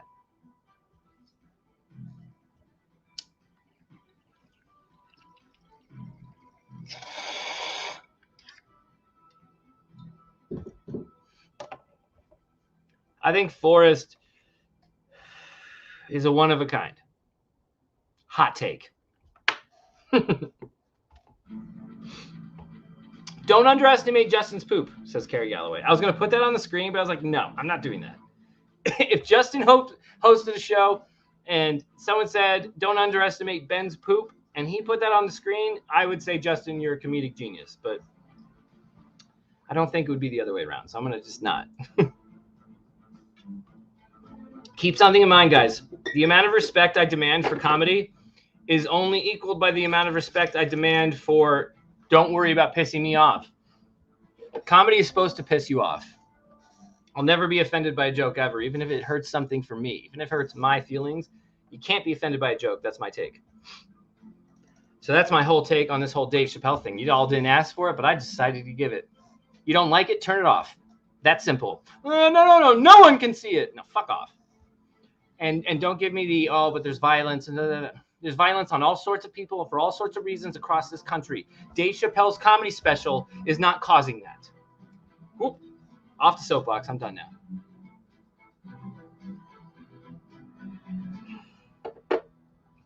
I'm probably going to get destroyed by YouTube for that one. Shit. Ashley, I need another cigarette after that one. We might be dunzos. I'll always just speak from the heart and speak the truth, guys. I just tell you what I think. That's it. Nothing more, nothing less. Boom. He made great. MS, I agree. I loved his last special. I laughed my ass off. I didn't agree with everything, but I appreciated his open challenge to my brain to think outside of its normal train of thought. That's all the man asked for. Just think outside, and if you disagree, fine. Cancel Treasure Warriors. Uncancelable. That's the best part. Again, guys, they cancel this, we'll just open up a new channel. I don't care about subscriber count. There's no ego thing here going on. I will just keep going live. If 20 people watch me, then 20 people watch me. If 2 watch me, I don't give a shit. I'm either going to get on this stupid thing because I enjoy it, because I actually decided we should do it, or I'm not. View counts won't matter. So they take us down, I'll just pop right the fuck back up. And I'll keep doing what I do. It's the only thing we can do in life and be happy with it. Just do you. You'll be smiling, I promise.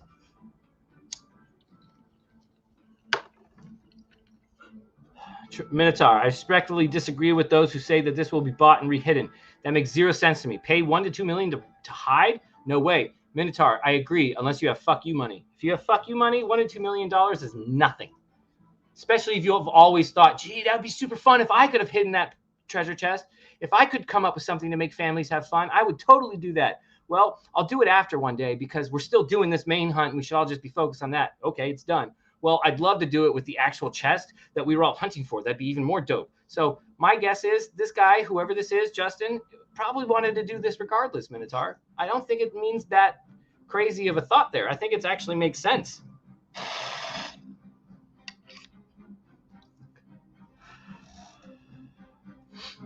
Huli, you drink some whiskey drink. Huli, you drink some vodka drink. Huli, you drink some cider drink. Huli, what you do is you think of the songs that remind you of the best times. But, you know, actually what you do is you think of the songs that remind you of the great times. And then you think of the songs that remind you of the best times. And then, of course, Oh, Danny Boy. Oh, Danny Boy. That's for something. I forgot the words. Shit.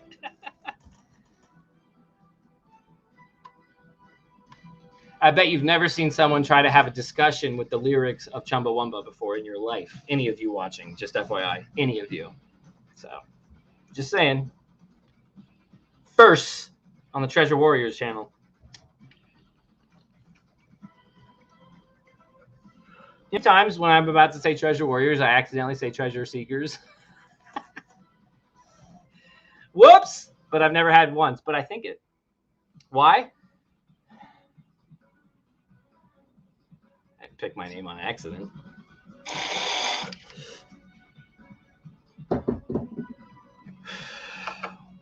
The Treasure Warriors, as Yen says. All right, Packer Jack. Now I am going to bother you. It's Sunday night. I'm ready to fight. Don't believe me, just watch. Oh, yeah. See, Packer Jack has seen my message. See, I'm giving all the updates here. Oh, there's Lisa. Lisa, I always see your messages, and then I don't click it right away for some reason. I don't know what that is. Lisa, oh, I don't know what that is, but we'll talk later. No Chumbawamba.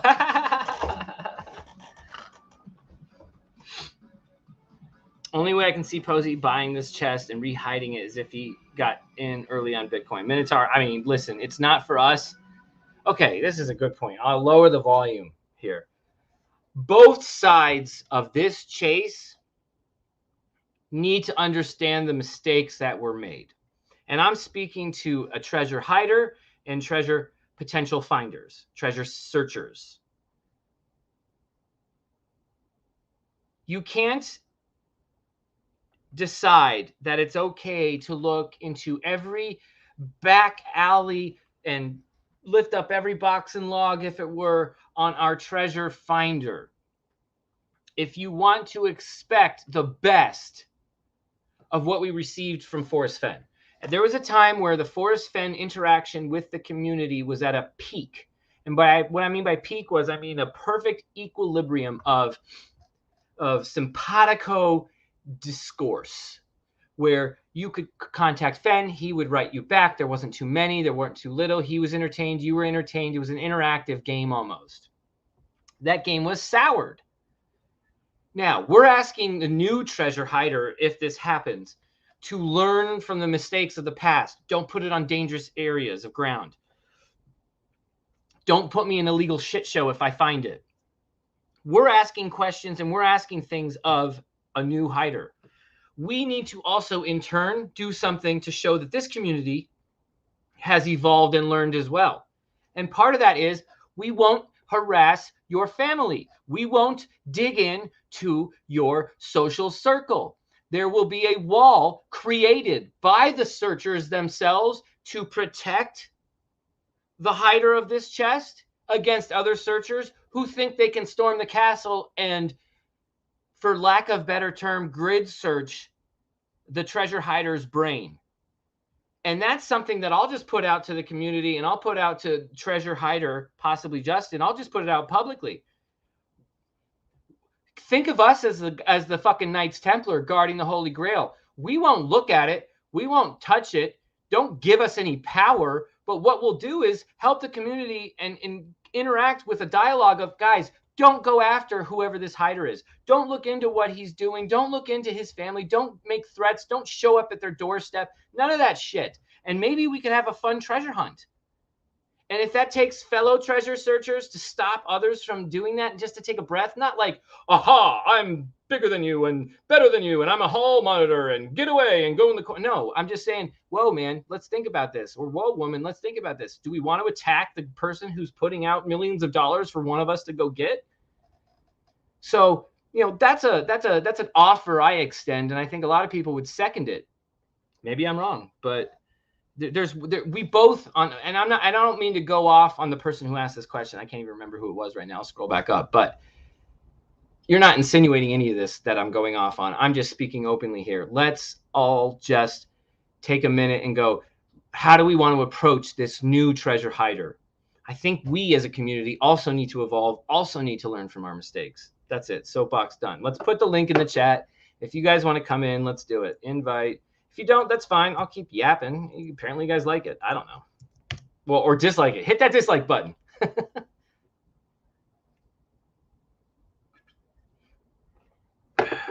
Let's see if Ashley's here. I need my Siggy right here. I know, we're still doing it, guys. I know.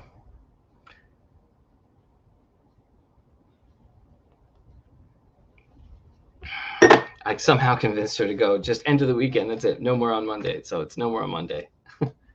Here I am to save the day. That's Andy Kaufman does this. You guys know Andy Kaufman. Here I am to save the day.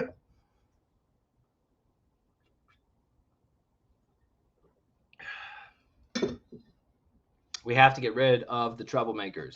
We don't have to get rid of anybody. No, I don't want to get rid of anybody. What I would like and prefer are the troublemakers to understand that they have good motives, they have good intentions, they want to know the same truths and facts that we want to know to make sure we're all in a level playing field, and that they should continue to wonder those things and look into those things.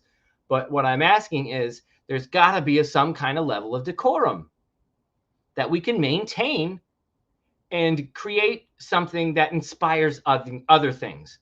This new beginning also doesn't have to be the end. Whenever this new treasure, if it gets rehidden, gets found, there might be others. But how this next one is conducted, especially if the national spotlight's on it with another network, the way this gets conducted will be eyeballed by many different angles and points of views. If it goes well, there will be more. If it goes poorly, guess what? Throw this all away. So you're just hurting yourself. I said I was off my soapbox, but sometimes I can't hold it in. Like, guys, you're just hurting yourself. You're biting your nose to spite your face. Go right now. Meanwhile, you're stopping the thing to happen in the future. Whoo! Son of a biscuit.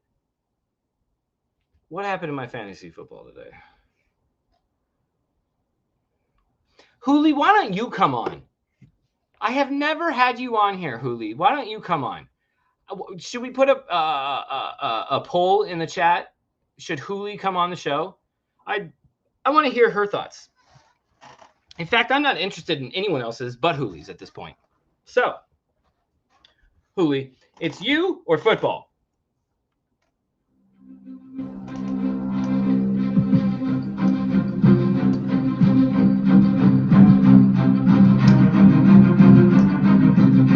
Dramatic music while we wait.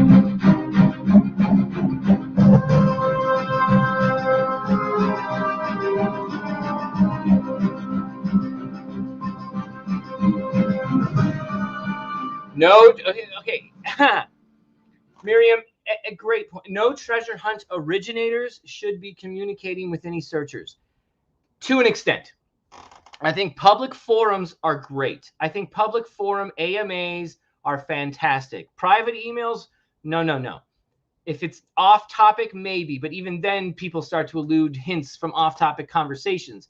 So what I would appreciate and like, and I don't get to make the rules, what I would like is a new treasure hunt to be the finder will interact through some medium platform, if you will, but it won't be private. It'll all be public.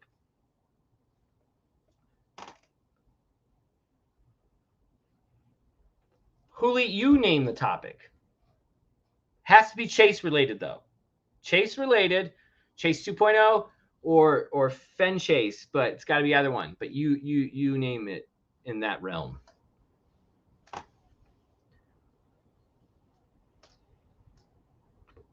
A 2 million chest should have a very hard solve. Agreed. To devote a lot of time / resources to it, maybe years. You have to have a lot of faith in the hider. Agreed. Faith is part of a treasure hunt. There needs to be some sort of doubt and magic and whatnot. And even if it's frustrating, that's part of the journey. So I would hope that whoever is hiding this is crafty enough to know that. I have a feeling they are crafty enough to know that.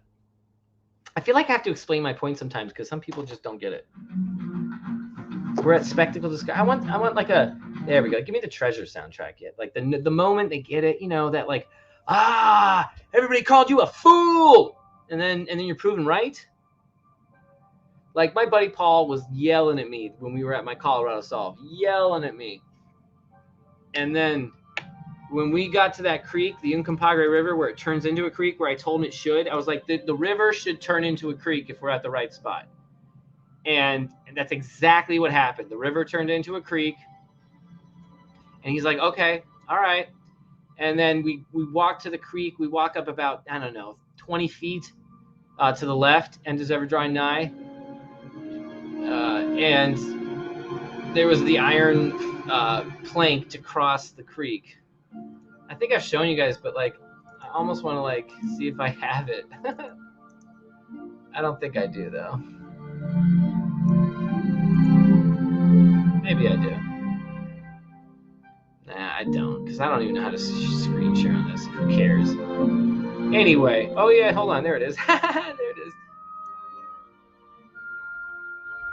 And then if I do this, if I go here, and if I stop that share, and if I share screen.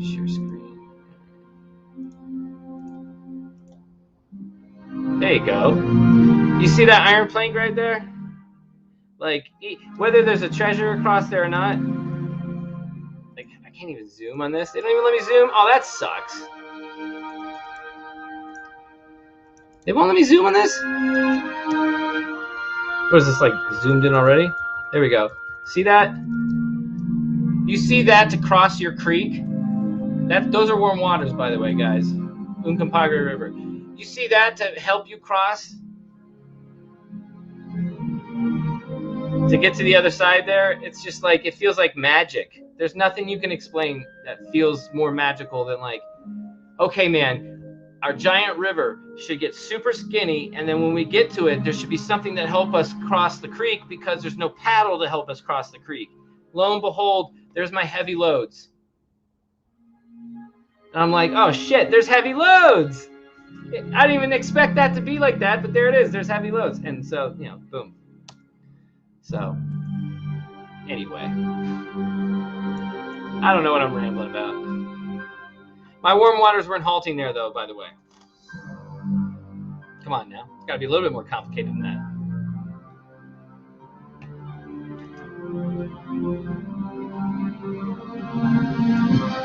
But if you find my nook,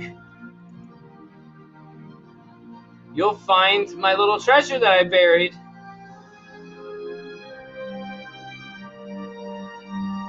How do I do this? Hold on. Stop. Share. And you can see my dumb face.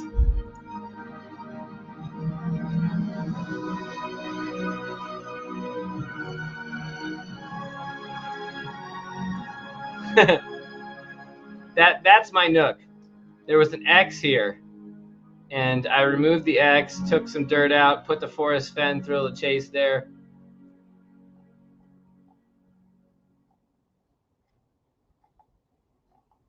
And then put the dirt back on it. And yeah. Let's see if I can show you what it looked like right before. Someone go find that book, guys. Do I have my X picture? There should be an X, but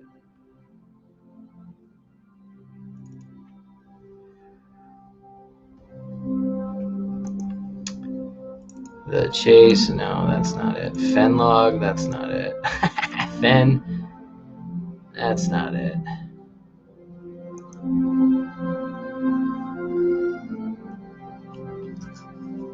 Huh. Can't find the X. How about that? Well, there's something ironic about not being able to find the X. Minotaur, aren't they?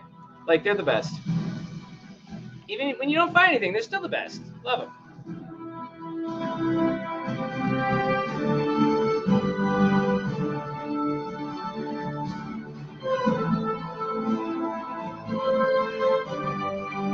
No solves at all. That's not. I just showed pictures, K-Pro. I mean, technically, I guess. How did I get there? I was just giving you an example of like that music playing in your head when you find that iron plank. I was just giving you visuals, K-Pro. That's all I was doing. I wasn't trying to explain it.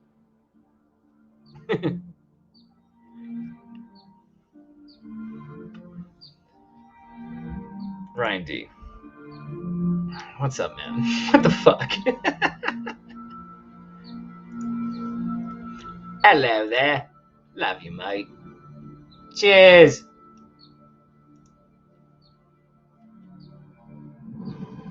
Ooh, crypto dips. See, that's where I feel like I'm losing money. Talk real boots on the ground trips or fake buyers, right? What fake buyers? Don't say fake buyers. You just don't know Minotaur. Come on now. Let's not jump to conclusions here. You know, half the reason I share some of my old photos is just so you guys know that, like, I'm not full of shit. Like, because I get so many accusations of just like, yo, you've never boots on the ground. You've never seen dirt in your life. Like, did you not hear part of my backstory? I'm not an archaeologist. Like, don't you think I've been in the dirt?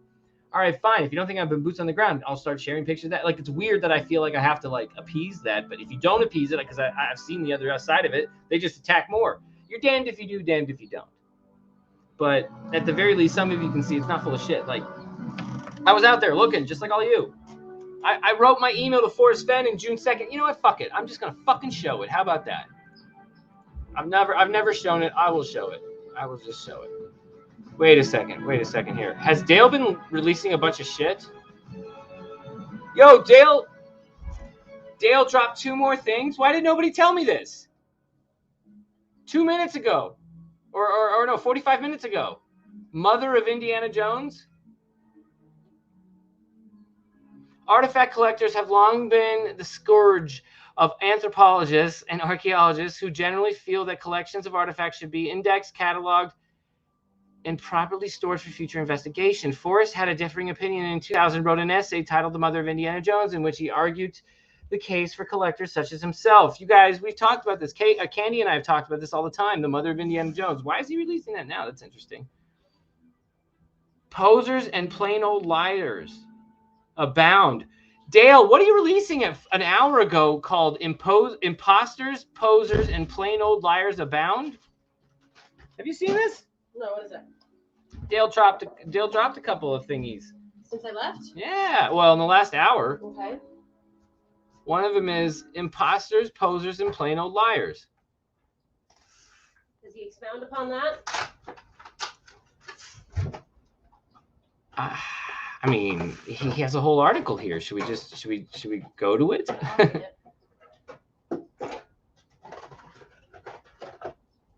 Share screen.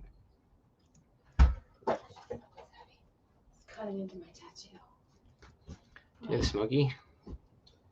You're such a bad. I'm not hungry yet. boy. I'm gonna eat that in a minute. You're so bad.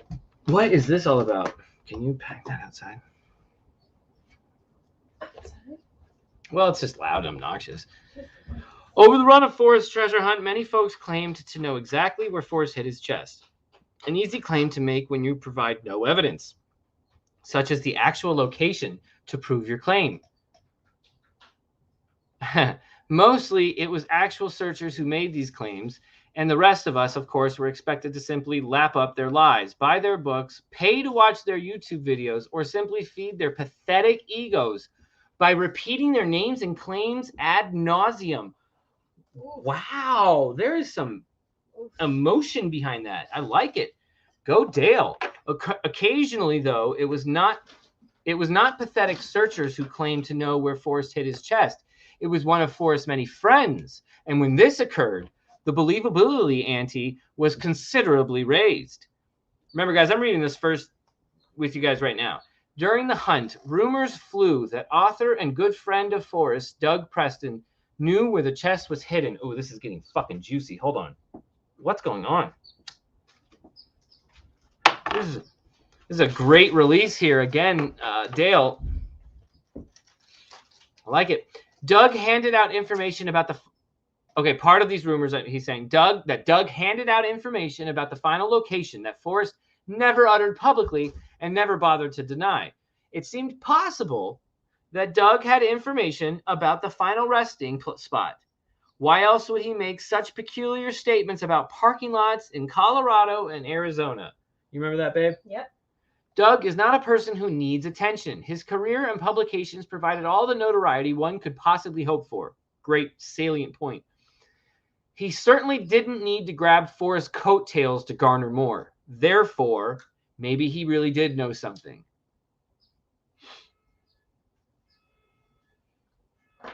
Another person rumored to know the location of the chest was Ken Tankersley. Whoa, we've been talking about Ken Tankersley for a while. Candy has too. Ken Tankersley was introduced to us by Candy, I think. Not introduced in real life, but introduced as a topic. Several searchers sent me links to Ken, claiming to know the location of the chest. I no longer have those links. Ken is an associate professor at the University of Cincinnati, where he is an anthropologist, and was actively involved with Forrest in a couple of projects, including Forrest's 1999 Clovis and Beyond conference in Santa Fe, and in 2006, Ken's treatise on Sitting Bull's Pipe. In 2002, he also authored the book In Search of Ice Age Americans. Ooh, I would like that, actually. With the foreword written by Doug Preston. After the chest was located, Ken is rumored to have claimed to have known all along where the chest was stashed. Wow, this is... do I have some dash right here? Forrest, of course, always claimed that no one knew where the chest was hidden except himself.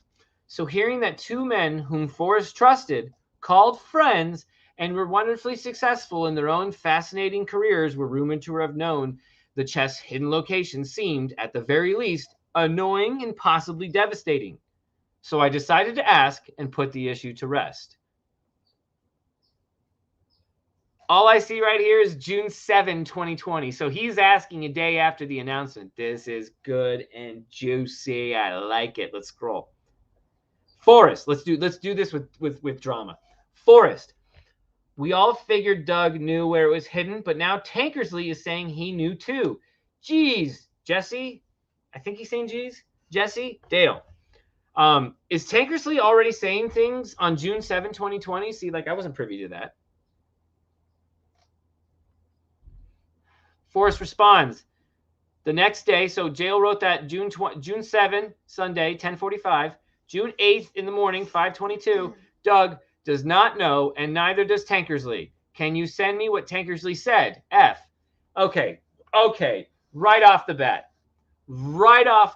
Maybe I'm interested in what Tankersley said because I'd love to know if he's espousing to know the location, and I'm amused by it, or Am I asking, can you send me what Tankersley said? Because he wants to see if Tankersley is actually saying what Forrest is afraid he's saying. What do you think, babe? Yes, 100%. He said it's not out yet. Let me see what he's saying. Doug does not know, and neither does Tankersley. But can you tell me what Tankersley said? Which is curious. Curious. Because if Tankersley doesn't know, why would he care what Tankersley said? Unless it's just pure curiosity of what rumors he's spreading. I sent Forrest the link, but I no longer have that link. Forrest's response put my concerns to rest, and no one, except possibly Doug, knows why Doug made the odd remarks about Forrest's car in Colorado and Arizona. And that's it. Interessante. Everybody's knocking. Hello, everybody. What do you need? Hi, everybody. Hi, Dr. Nick. Who wants a free nose job? You're upstairs with food right now. Do you want a free nose job? You are doing it. Everybody's talking. Hi. That's a really good Dr. Nick. Nobody likes Dr. Nick. Nobody watches Simpsons in this house. They don't know. They just don't understand. What was the most recent thing? I can set the bottom right. Okay, so then we go Mother of Indiana Jones. Artifact collectors have long been the... Yeah, we read this. Okay. And I would assume... Yeah, I've read this. Okay. When was this posted, though? When was this particular one posted? Was this just posted? Because I don't remember. This can't be... I read the original story from the actual, like, PDF version. I did not read whatever this is. So I don't know if this is the whole thing or not, if it's edited. I don't know any of that. So Tankersley is a real person, guys. Tankersley is a professor of anthropology at the University of Cincinnati. As a former anthropology student, I would love to have a beer with the dude and see what he knows, and it'd be all off the record. But you know, I haven't even bothered reaching out to him because I don't want to bother the man.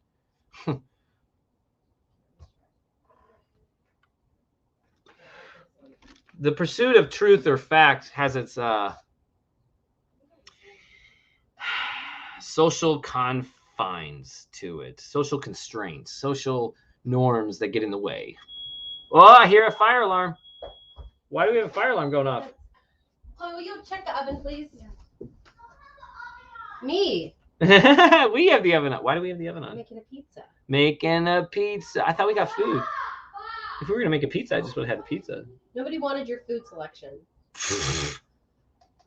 Do you want to talk to the people for a minute? I got to go check a source. Yeah, but can you... Check the pizza. You're good. You're good. You're good. I'm good. You're good. Has anyone checked if the Simpsons TV series predicted the outcome of this adventure? Zozo, they had to have. They had to have. The Simpsons have predicted everything. If y'all don't know that, you should Google it. Like right now. Simpsons predictions. We're on Microsoft Bing. Ugh. Simpsons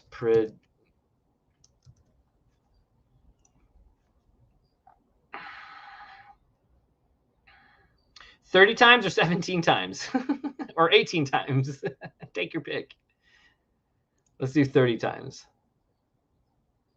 Lisa Simpson calls Donald Trump president, right? That was, what was that in? God, that was a while back. Why don't they tell you when it was, though? See, failed article that they don't tell you when the actual episode aired to show you how long ago it was. They just tell you season. I don't know when season 11 was. I'm going to assume that was the mid-90s. Whatever. Fucking stupid. In fact, screw this article. I hate dumb, lazy shit like that. If you don't tell me the time in which it happened, what's the point? Ben, want to discuss the Tankersley thing? Who? Capro. I do. Does Capro want to come on to discuss Tankersley? Yes. Let me get prepared for it, though. I would like to discuss Tankersley because I'm very interested in it. See, look, in a 2010 episode right here, you can't see that. At least it says in a 2010 episode. Like, at least you're telling me something there. And they predicted that somebody would win the Nobel Prize in economics. Why won't this go away? Block. God, advertisement. Go away. Oh, it's a hidden X. Look at that. Oh, see, I hate these webs. Oh, God, it's all a scam. Everything is a scam. Everything's a scam, folks. Everything. Everything. If someone is telling you they're not selling something, they're selling something. you want to take over for a minute? What am I selling you? Only 2 minutes, maybe 5. She says, "Yeah, K Pro, I'll get you the link. Hold on, but give me a minute to like, get my Howard Stern hat on, and I can get prepared to interview you. What I'd like from you is to go get a beer, while I do the same in terms of alcohol. Jens, join us is what Lisa is. Jens, don't join us. I'll make fun of your German, Jens. Don't join us. 9. If you come on, I will speak in a German accent and you will not like it. You will be like, fuck the treasure warriors. Nine, treasure warriors not in my documentary anymore. Forrest wouldn't like it. Forrest Fenn, 9. Oh, I was going to message K-Pro. That's what I was doing. K-Pro cow, pow wow. K-Pro cow, pow wow wow. Christy, 9. Faster. That's inside humor. All right.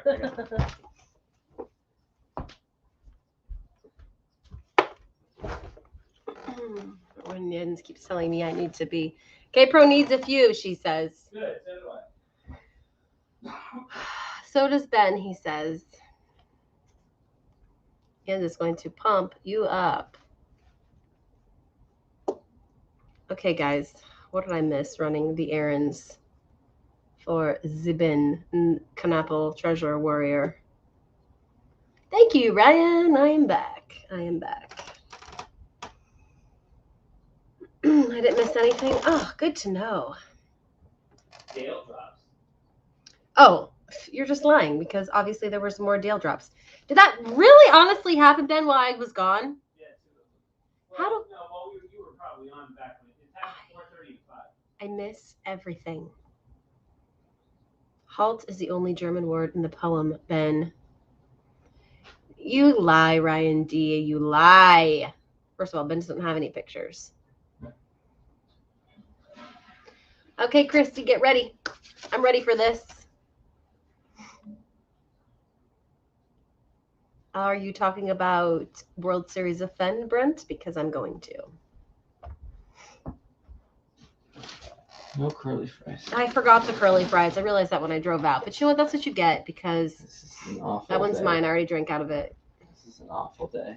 Oh, it's not. You know what? Don't even start that. I never get anything I wish for shit because I claimed that. Pagre, that's what you're saying. What about the Umpagre? Were you showing pictures about it?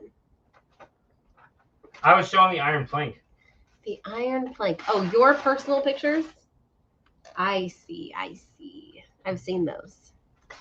Pretty cool, right?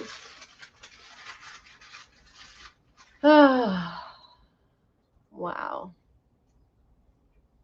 We said that at the exact same time. That's creepy. Weird. Okay, Ben, what's the breaking news we're discussing tonight? What are you preparing for? What's going on? We're gonna interview. Oh, Tankersley. Oh, are you doing Capro's interview now? No, she's gonna tell me about fucking Tankersley. Oh, about Tankersley. That's what I thought. Okay, just checking, making sure.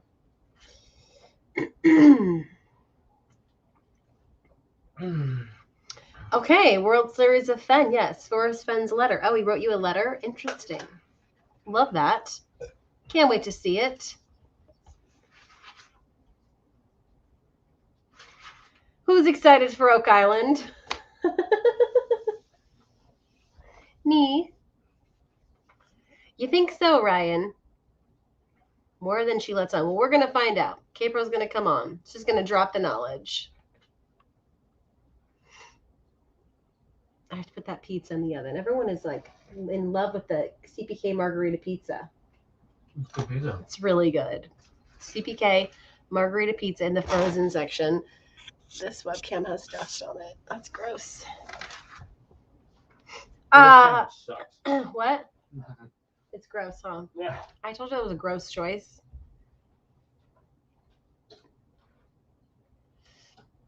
Yeah, where is Mike? Mike is busy. Mike's busy doing the damn thing.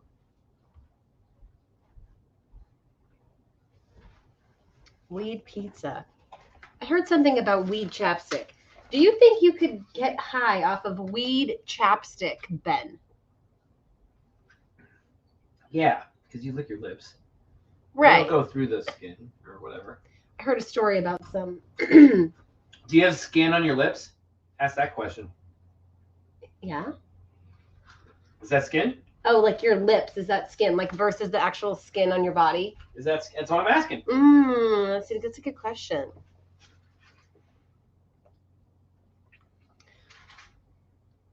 A plausible deniability. Okay. Well, we shall see. How about that? We shall see. I think Ben is really good about asking good questions. He's going to get to the bottom of it. If Capro's there, look at her. Oh, there she is. Oh my gosh, I got to let her in. Hi. Hello. Hi. Welcome. Hi. I'm like, I'm there in chat. I'm there. I see you. It is hard to notice that. Ben's here. He's stuffing his face with fast food. It's gross. I saw. I just got back from dinner. So perfect. Did you get your Bud Light? I might have more than one. Ah. I worked all day and I didn't get distracted when you guys went out. When I saw the stuff drop and I emailed and the stuff dropped on Friday and I just got it. I sent it to Ben. He's like, we're going live. I'm like, no, try to withstand. And then I put headset on. I was having to, and then I'm like, We're already going live. Here you are. Yeah, we were planning. I know, and it just worked out. And then he drops more.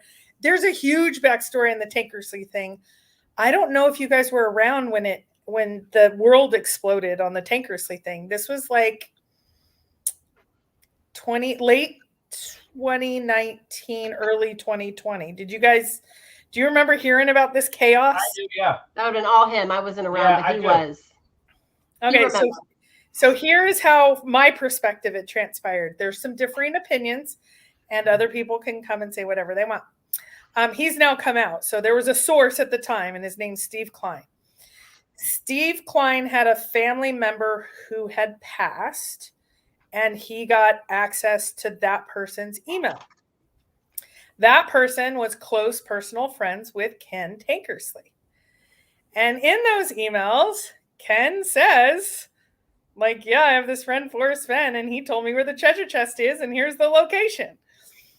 And there's a lot of hubbub around it, but I didn't believe Steve because he brought it to me, and I was like, dude, you troll me all the time. I'm not Steve's not a turd source, but I'm like, Steve, you have to know after everything we've been through. And he's like, call him up. He's like, he works at a university. Aren't you in that? And I'm like, all right. So I messaged him and said, hey, this was just after the interview and we were working hard on a documentary. And so I said, I would like to, would you possibly interview for a Forrest Fenn documentary? And I've been made aware of some things, etc. And it took a long time to establish trust. And then finally he's like, just fly up, we'll have a discussion. So it was so bad because I did, or I was planning to, and Steve let a few other people in the community know, and they went to, some people emailed him a lot to the point that, and they've disclosed it. He's like, I'm going to sue you if you keep contacting me. Stay away from, he was pounced upon.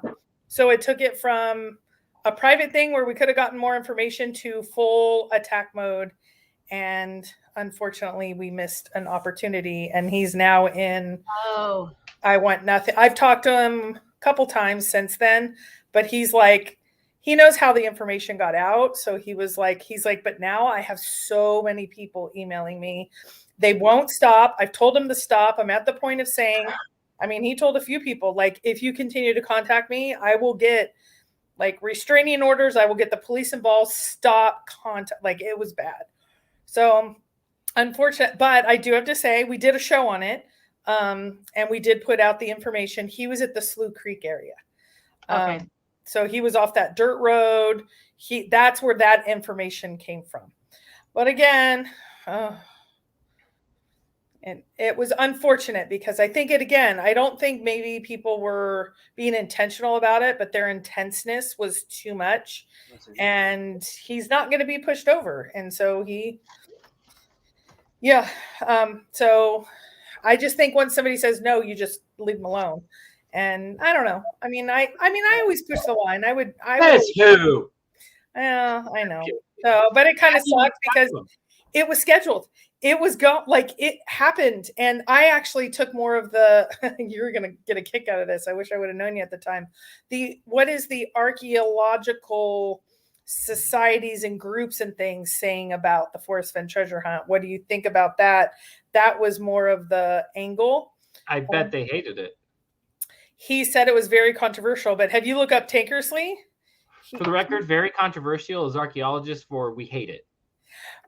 Yes. No, let me just tell you that. Let me tell you that. I was labeled as he's very controversial. That was explained to me as I was applying for graduate school. After I took the GREs, one of the students took me aside. He goes, "It doesn't not matter what you do. You're controversial." I was like, "So what?" He goes, "That means they hate you, Ben." I was like, "Oh shit. Oh, okay." So when he says controversial, that means they just hate it. Well, Tankersley has like an actual site. It's like IHateTankersley.com or something. And doesn't Tankersley like it? Wasn't Tankersley like very cool with the whole concept as an overall thing, or am I getting that wrong? I didn't get into it enough. He definitely liked Forrest. He actually has a whole story of when he told him. It was on a rainy road. It was this, it was that. And so he has a whole story behind it. So I think he knows that people need to push the envelope.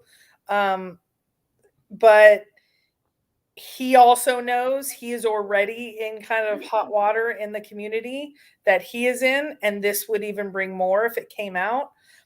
Plus you add on this searchers that were relentless to the point that he had to add all those in at the same time. He's like, this is lava. And I told Forrest, I was talking to him, I can pull up the emails. He's like, I don't recall telling him. So what details do you know?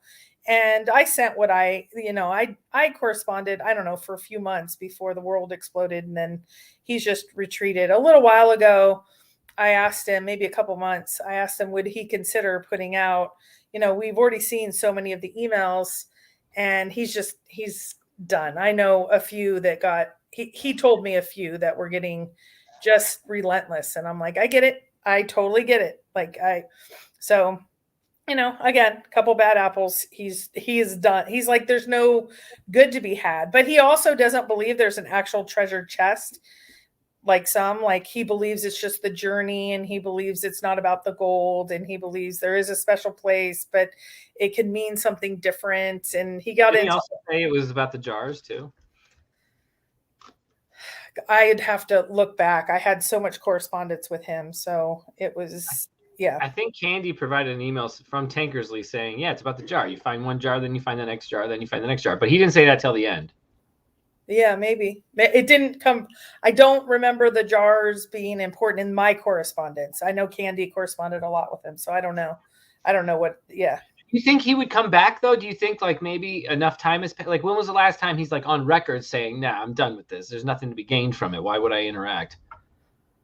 I've talked to him since the find, but I don't think this year. Maybe late last year, early this year, and. There's always an opportunity to ask. So, well, I think you should do that tonight. Tonight, or maybe tomorrow on your show. Yeah. Well, okay. So somebody's asking, can we go back? Who is Tankersley? So, Tankersley was a archaeology buddy of Forrest. He actually was a little bit, he's an academic, so Forrest would be like, oh, but he's kind of on the outs because you can look him up. There's a lot of controversy around him. He's not a pure academic. My vibe from Fenn, well, not to cut you off, my vibe from Fenn was academic, no. Academic and you don't like it? Yeah, all right, let's talk. Right. And so him and Tankersley went on a lot of, I don't know, digs, expeditions. I don't know what to call them. They spent some time back in the day. I think according to the Fenn cache, I really thought this was about the Fenn cache for a while.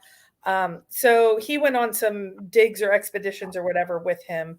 Tankersley claims, but privately with one of his friends, he claims he knew where the treasure chest was. He knew the backstory to it. He knew because he was friends with Forrest. And Forrest did tell me we were friends.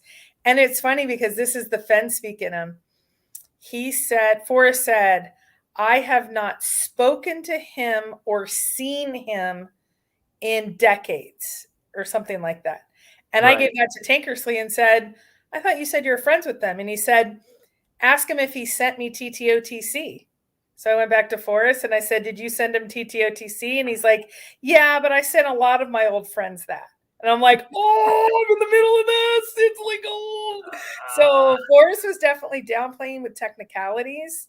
But once Tankersley felt like at the beginning, I thought I had to build up enough trust, and that's why we were going to meet. We were just going to talk about why this, what, maybe there would be a little, I don't want to say slip, but a little bit of information that we didn't already have.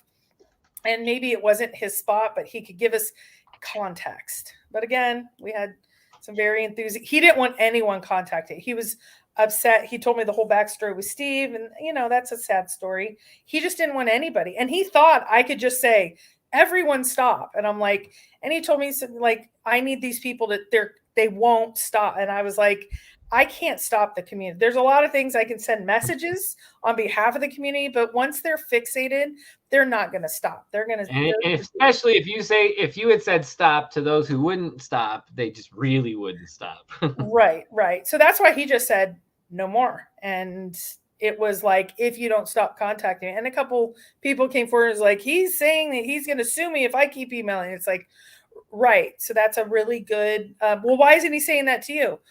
Because we're handling this different. He's not playing favorites. There's no secretism. It's just. Well, I have a follow-up though. Yeah. Maybe it's never been asked, but I wonder if, and this isn't the follow-up, but it sets it up. I wonder if Fenn has been wishy-washy on time frames of the, when did you start writing the poem? When did you think about burying it or hiding it for the first time? 88 versus some other time frame. Maybe he got wishy-washy with even far back as 88 because he knew maybe he had mentioned a few things a couple of times over the years and really wanted to scatter the timeline so no one in his own past could somehow maybe add up the dates, at least as best he could.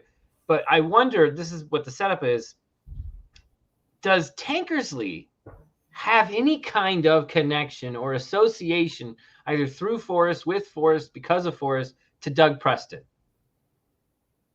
Because in Doug Preston's The Codex, one of the characters is an anthropologist.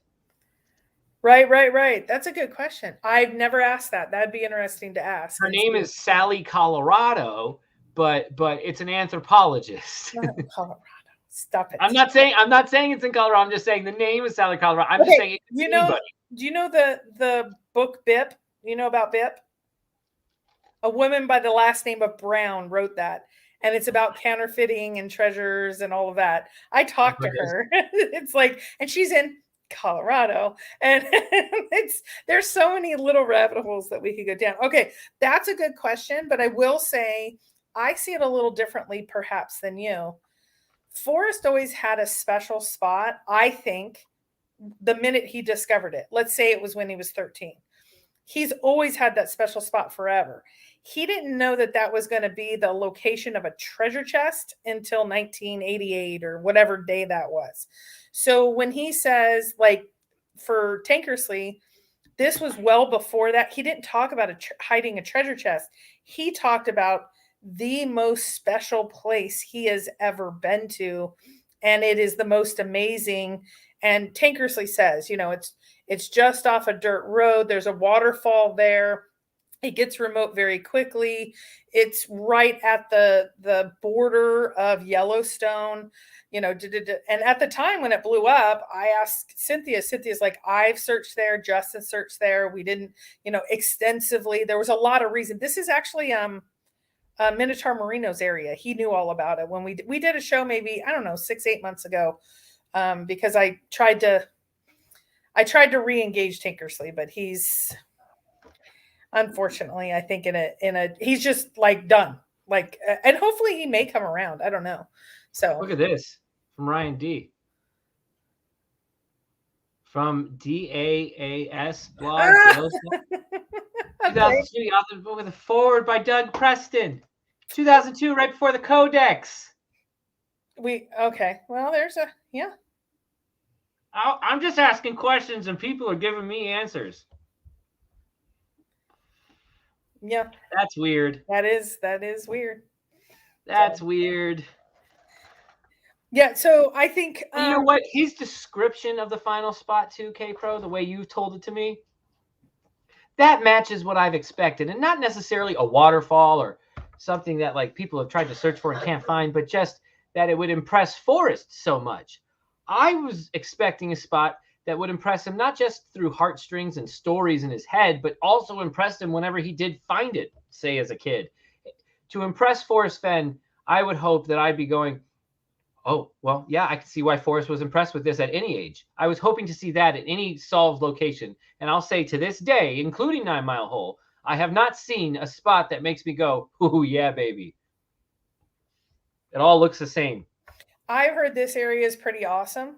And there's a direct tie. This is where Buffalo Bill from Center of the West would do his big game. He had a big game a set of cabins.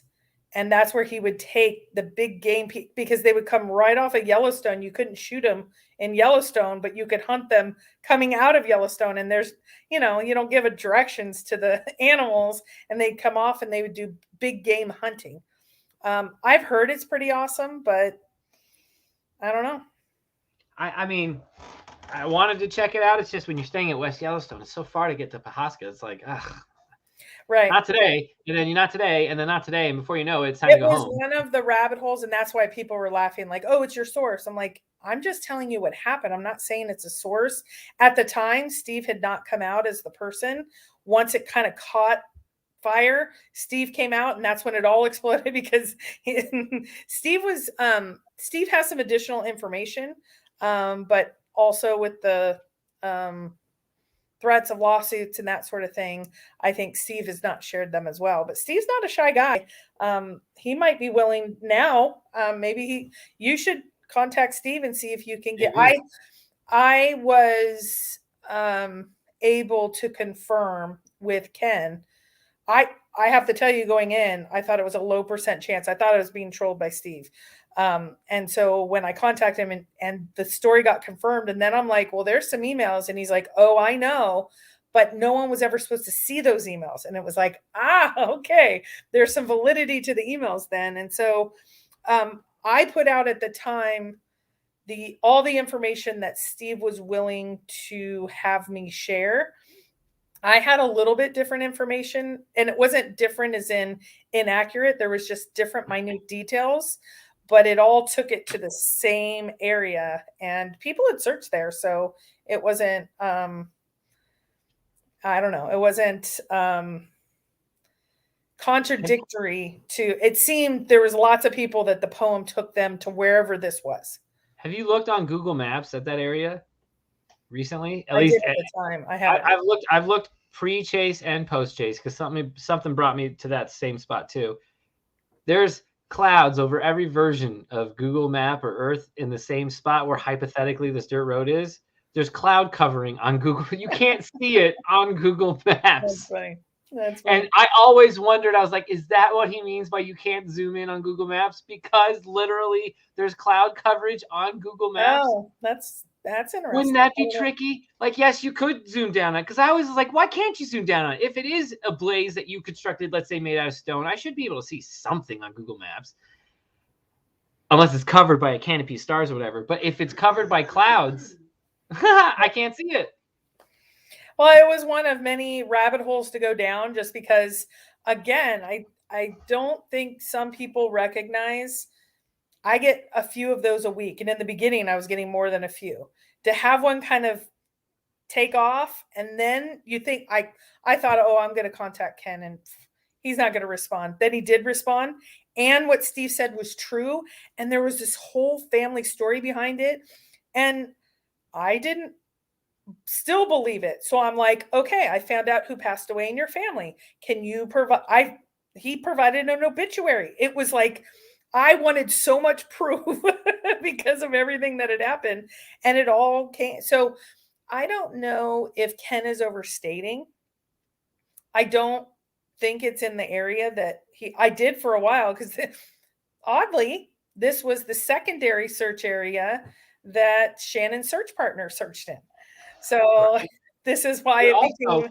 Also, just go back into research. I remember one of the first times I messaged you, and I don't even think you responded to it, but there was a moment where I realized you had found something in your research, and it was something I think to do with like the road from Cody or whatever it is. There was something that you had to see in person maybe, and you talked about it, and it talked about like the one road to Yellowstone or whatever it was. I can't remember at the time. You probably can recall it with me bringing this up, but you brought up something of where Forrest pointed at it through a bunch of different types of hints, and almost just finally was like to everybody, just like go look this up yourself. And then literally it's like the one road in from Cody to Yellowstone, so it almost gives you the one road that Fenn would take in from coming in from Cody.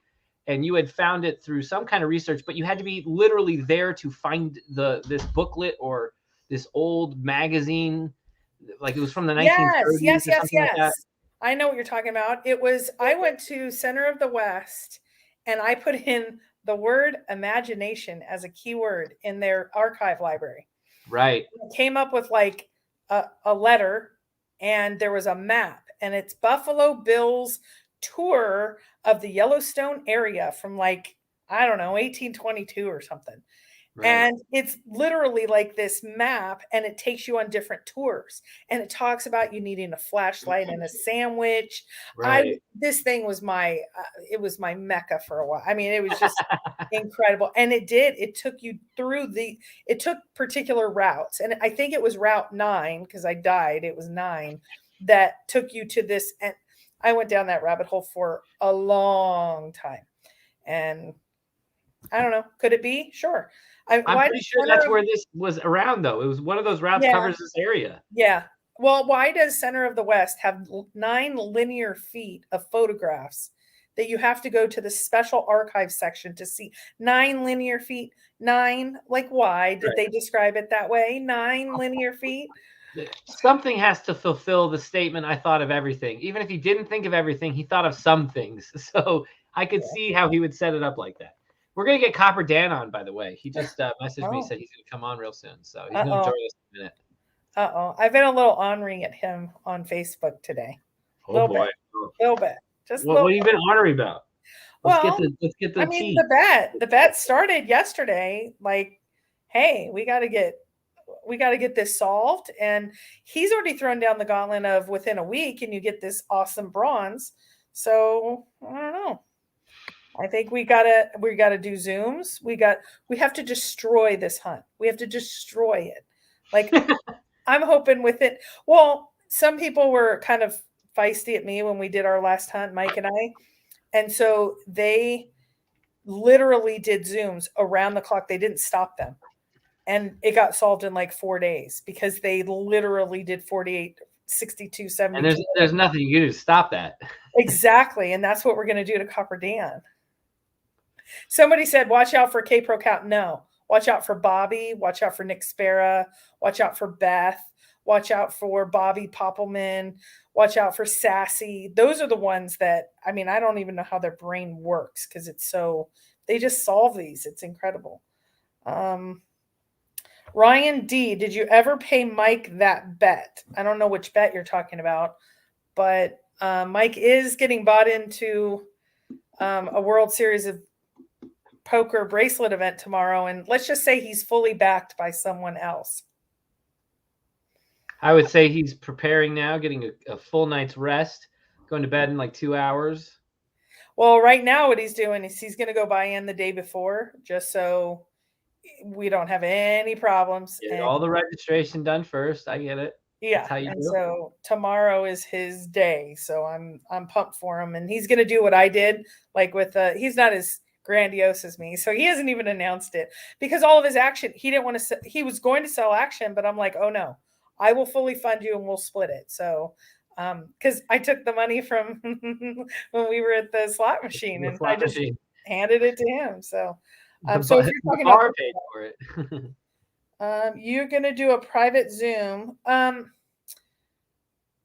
solve my East Coast treasure hunt, Luke. Which hunt is that? I would like to know. Do you think the difference between TTOTC and his autobiography, or what do you think is? He's blurred the lines between the two. It would be significant impact on the value of the chest. How many words are in TTOTC? Do we know the final word count? I know someone knows. I don't have it memorized. Because the final time, or at least one of the final times, he made a distinction between the autobiography, what he says is in the jar, the olive jar, or his jars that he's buried. Was supposed to be 28,000, but by the time he finished, it was 32,000 words. Right.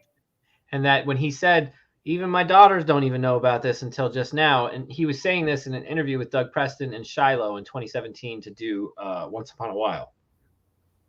So he said it ended up being 32,000 words, and said something to the effect of even his daughters didn't know. I would add the two together and go, the autobiography is different than TTOTC. One of the things I've said since the beginning is TTOTC, you can call it a memoir. Forrest can call it a memoir. It's a treasure hunting book.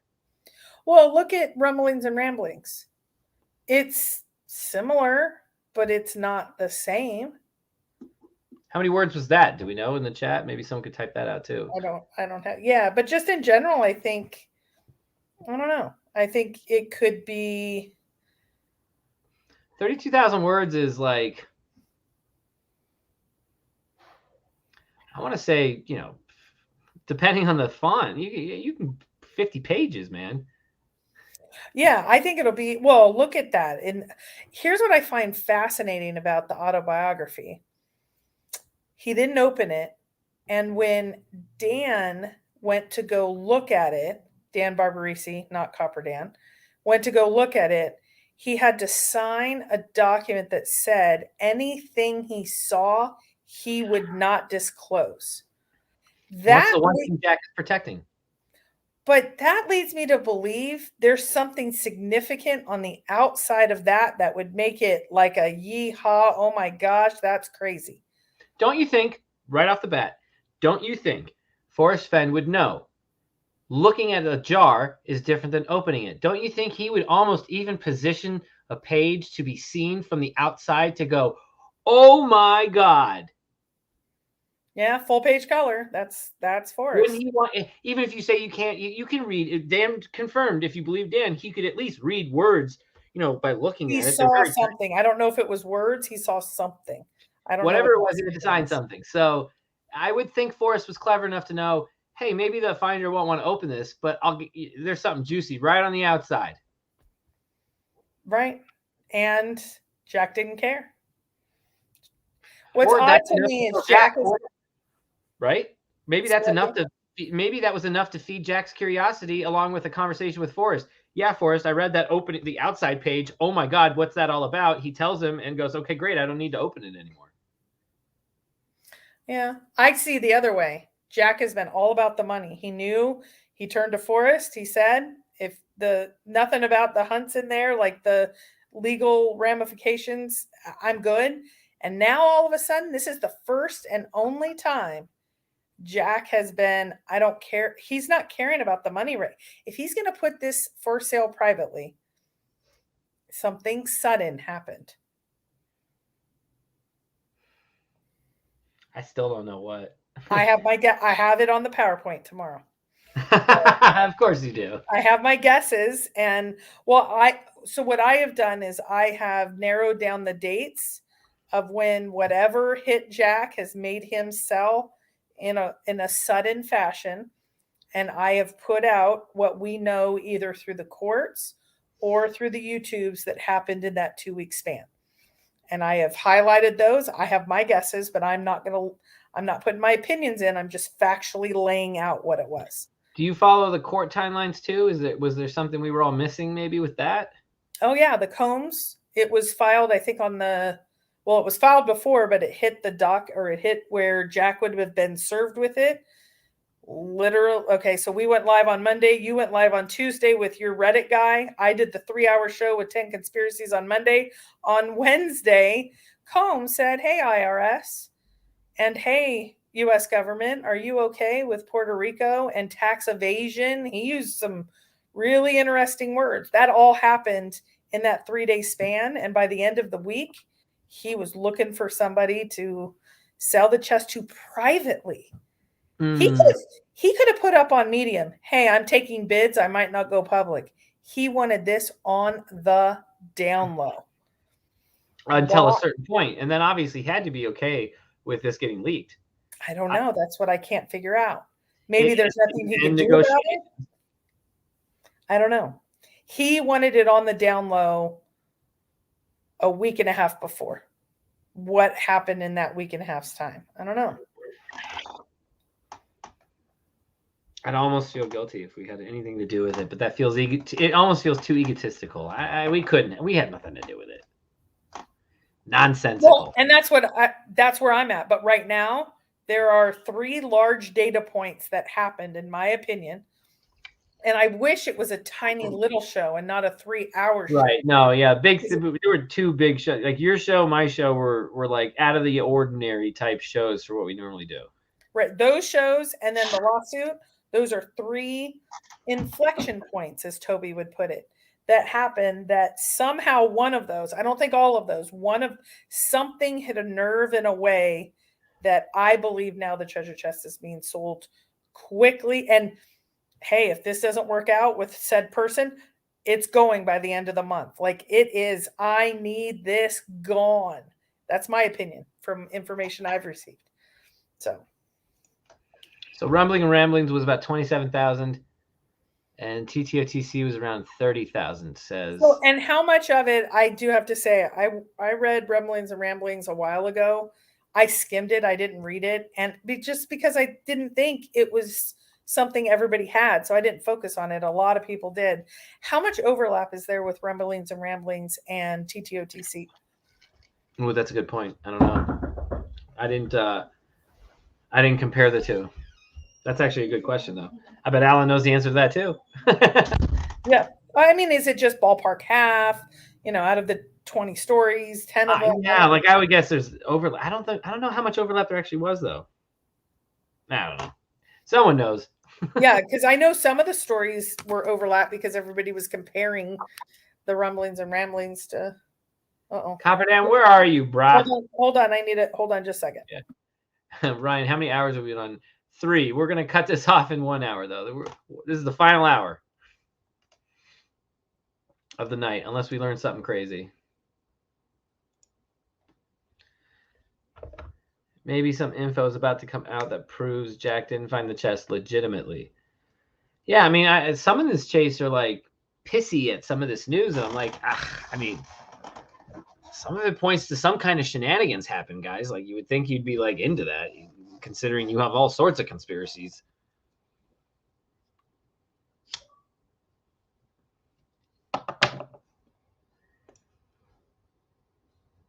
It's true. Sorry. You're good. He's bought in. He's official. Oh, good luck, Mike. I'm not even messing with the soundboard tonight. I would have gone to the soundboard, but I'm not even messing with it. Have there any been happening? Because I haven't been looking at my phone, and wait, I gotta see if it's Packer Jack. I'm trying to see if like Dale dropped anything else too. Jeez. Yeah, he updates from time to time. I'll still never get over that one update about the dude. Which part? Which one? The one where I'm actually looking for right now. Well, I messaged him today. I thanked him because I asked him about a week or 2 ago. I said, "Have you put out all the emails?" He goes, "A lot of people are asking me about that." I'm like, "It'd be really informational. So if it's possible." And he's like, "Well, enough people have asked. So he said, "I'll try to do it in the next week or 2." So I just asked him today. I'm like, I didn't feel that Forrest would have given me the first interview or the last interview. I'm like, did Forrest talk to you about an interview? Like, was there any discussions? Do you have any of those emails that you can share? Like, I asked him which questions I can ask and this and that. And he's like, nothing. He's like, nope. So that boggles my mind. I thought for sure Yeah. Dale would be the one. So right now, I think he has so much information over so many years. Okay, ballpark, I'd say 50% or less is the same. Okay. So 50% is the same. This was the email I was talking about. When I was with outside of the dude with Sam, USA China. Yeah. We were like, when you guys went on that weird. We were talking for like 2 hours before we actually started walking around and looking, but we were like not screaming at each other because we were all agreeing, but we were like very animatedly agreeing with each other. Forrest they spent $20K to get this and then $22K to do that. We were going over all the numbers right outside the dude for like a couple of hours, and then he dropped this probably 1 hour after we were done talking and then started walking into the forest. This got dropped while we were walking around. 20K, literally. And I don't mean 20K like 20,000. We literally said 20K, and then the email he drops. So this still boggles my mind, the odds of him dropping this when we were. But Mike and I were talking about that. We opened our LLC without us knowing the date on June 5th. 2019. Like, how is that even possible? But that's just of your own. Well, yeah, okay, that's fair enough. I mean, I was gonna say that's of your own creating, but so would be this, I guess. No, because it was like a month beforehand that our accountant was like, "Can you get us this, this, and that documents?" It could have been 2 weeks after. It could have been 2 weeks before. I mean, we just happened. I don't even know. I'd have to look through emails to see when did she request. There's no conspiracy. I mean, there's no actual tie there. But for that, fine. But for us, as we were saying it, we looked a little harder and go, big sign that says smile, you're on camera. Right. No, you're right, though. You're probably right. It's just weird. So then, yes, Dale dropped today. Interesting timing. I like it. Yeah. Something to talk about. I don't know. Yeah. But he's always, so that's the thing that I wanted to say is I don't correspond a lot with Dale, but I will say if I have asked him for things that kind of triggers his mind, he has a couple times. The fishing log, these emails, he said other people were asking. There was something else, and he put them up. Okay, go ahead. If this is from Minotaur Moreno, K-Pro, if this is true, I respectfully disagree about a buyer, but whatever. Why the confidence it's Justin Posey? Has he confirmed? Are we sure he isn't messing with people? Okay, so let's take that in parts. Why are we confident in Justin Posey? I emailed the variety of people I knew that wanted to bid, and everyone responded to me but Justin that they were not the person that Jack was in negotiations with. So there's the first thing for me. I know that several have been in communications with Justin, and he will not confirm or deny. He'll just smile or give an emoji or say thank you or something like that. He's done that with 4 or 5 searchers. Another piece is the treasure chest is in Texas. If you don't know, Justin lives in Texas. Another piece is Packer Jack is the one that quote unquote leaked this. If you go to Packer Jack's Facebook page, he has 9 Facebook friends. Me and Mike, take those off. It's not us. Candy, I don't think it's her. Copper Dan, I don't think it's him. Logic Searcher, I don't think it's him. You narrow it down, and there's one person left that has the means and location, etc. Then we take Jens's trailer, and I've had time with Justin at the GPS solve. He has been very open that he wants the treasure chest, and the reason he wants it is to rehide it for the community. That is exactly what Packer Jack is saying with this. I can go on with more little bits of confirmation. Has Justin said flat out, I am entity? No. And then I've emailed Jack. Jack asked us to. Jack will not respond. If Jack refuted it and said, you guys are being trolled, we're good. That leads me to believe there's something more to this. Because in the beginning, I emailed the Fenn family and Fenn estate And they said, we know nothing about this. I figured out why, but I did think, how could the Fenn family not know about this? But they said legally we're not required to. We're surprised we would have found out via a searcher, or via someone like on the blogs, but we're not required to. And Rudy as well. Rudy did his own investigating, and now he's. So Rudy was like you, Minotaur, for 2 days ago, and then yesterday he emailed both Ben and I and said, "I believe it now." And he does not believe anything until it is factual, if you will. He's been in contact with the various and signed NDAs with the various documentarians. I reached out to the documentarians and they could not confirm or deny. They just wanted to know what my feelings were about it. I'm like, okay. So between all of that, like GPS, I had 1 point and that ended up being not good for whatever reason, miscommunication, whatever. There's like 8 different data points that all comes together that makes this. I mean, I think it's very telling if Jack's not responding to people.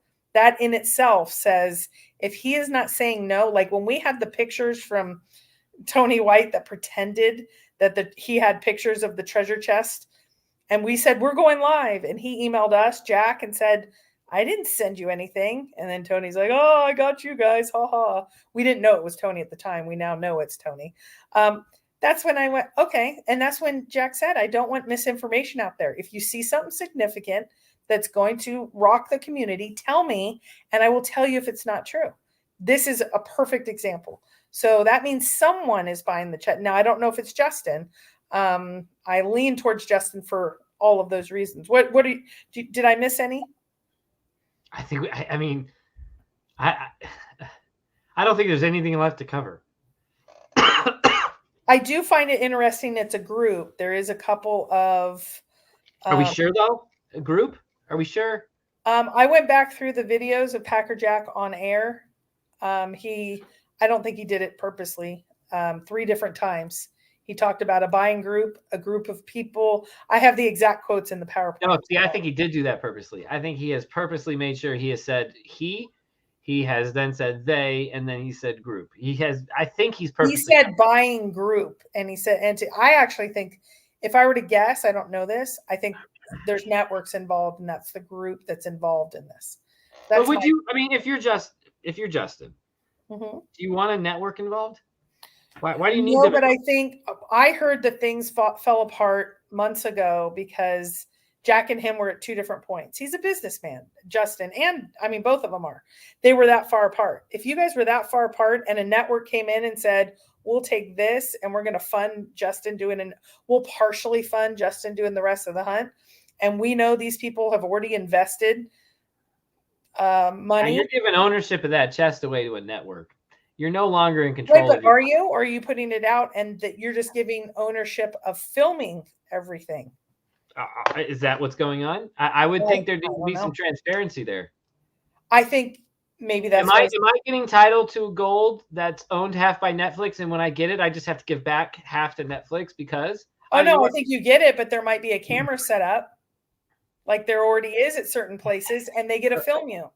So again, I ask, I need some transparency. I want to know what I'm getting into as an outsider. And I think we have no information right now except for Scuttlebutt. So I think when the hunt launches, if any of this, and this is all just surmising and guessing, and sure, if it does, they better disclose it. I didn't feel good about when I looked up when I'm walking in a national park and being recorded, and without my knowledge. I had to look around if you ever wanted to, pee or do whatever, it didn't feel good. I hope that's not the protocol of this next one. So, or at least just let us know ahead of time. And then again, legalities. I wonder if knowing that it can't be on any kind of legal issue land, is that going to separate searchers by knowledge of local state law? Is that going to separate searchers by we're all just going to go, well, that really limits the amount of area we can search at because we know the legalities. It seems like there's a lot of hurdles to jump over. Think about it this way, though. we had a sheriff and others. Who was it that called from New Mexico, called Forrest, and he was like on speakerphone, and he's like, please just call this off. And they pleaded with Forrest because they didn't want to set the precedent of these kind of things happening. What if the next isn't pleading? What if the next is, we're going to sue you, or we're going to hold you, or we're going to do whatever? Like the day you announce it, we're just going to stop it right away. Right. We're not going to let it go for years. I think it's scary legal ground to be in, but when you have a lot of money, you might not care.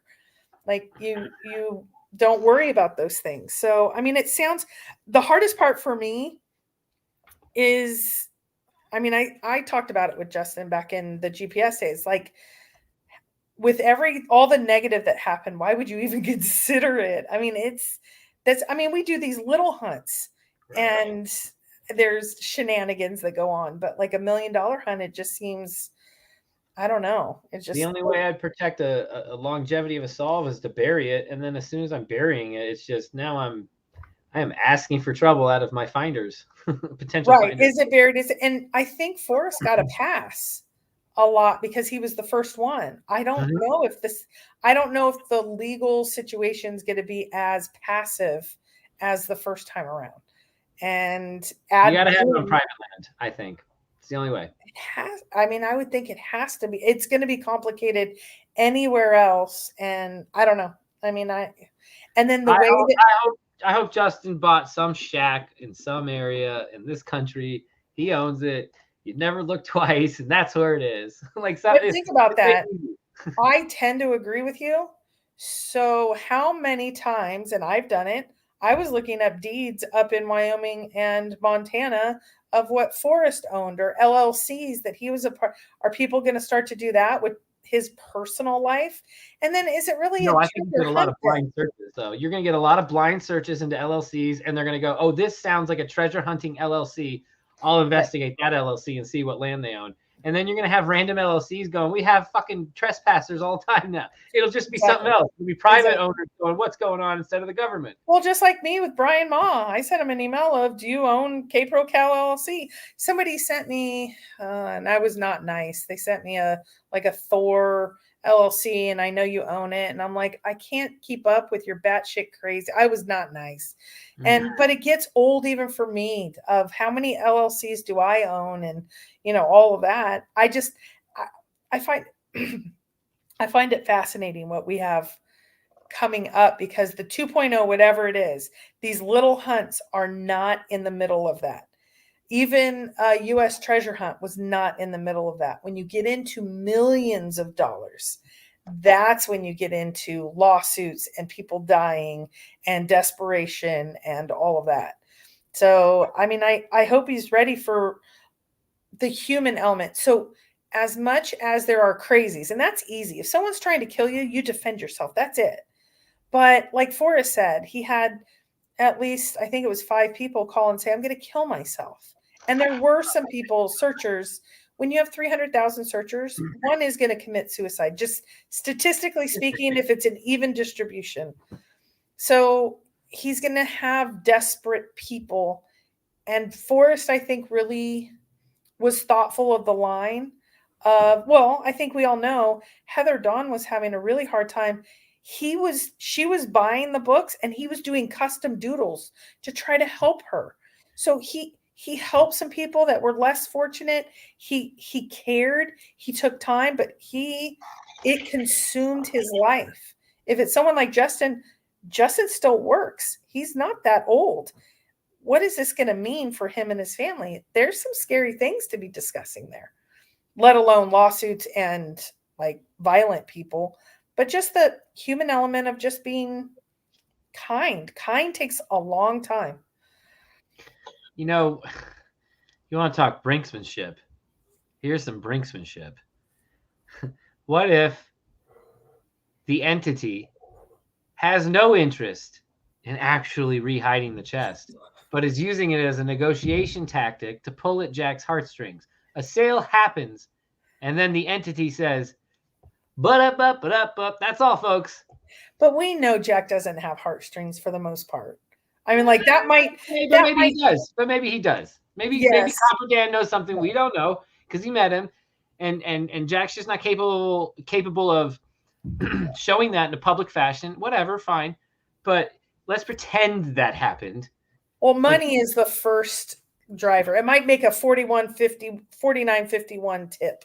But when he's sure, but if that's the 49.51 tip, and then just the entity doesn't do it, then what? Is there recourse? Is that part of the deal where it has to happen now?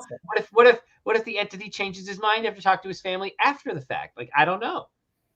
We're not guaranteed anything, even if he gets the chest, is what I'm trying to say. Anything could happen. Right. Well, and the big question is, I think more so, I think if the person says they're going to rehide it, that's the intent, they probably will. I would agree. But I think the question is the whole thing. Right? Is it going to be is it going to be more? Or there's going to be I want the autobiography, the one frog, the largest gold nugget, and 2 of the coins. I'm taking those pieces out. The rest of the pieces are going in.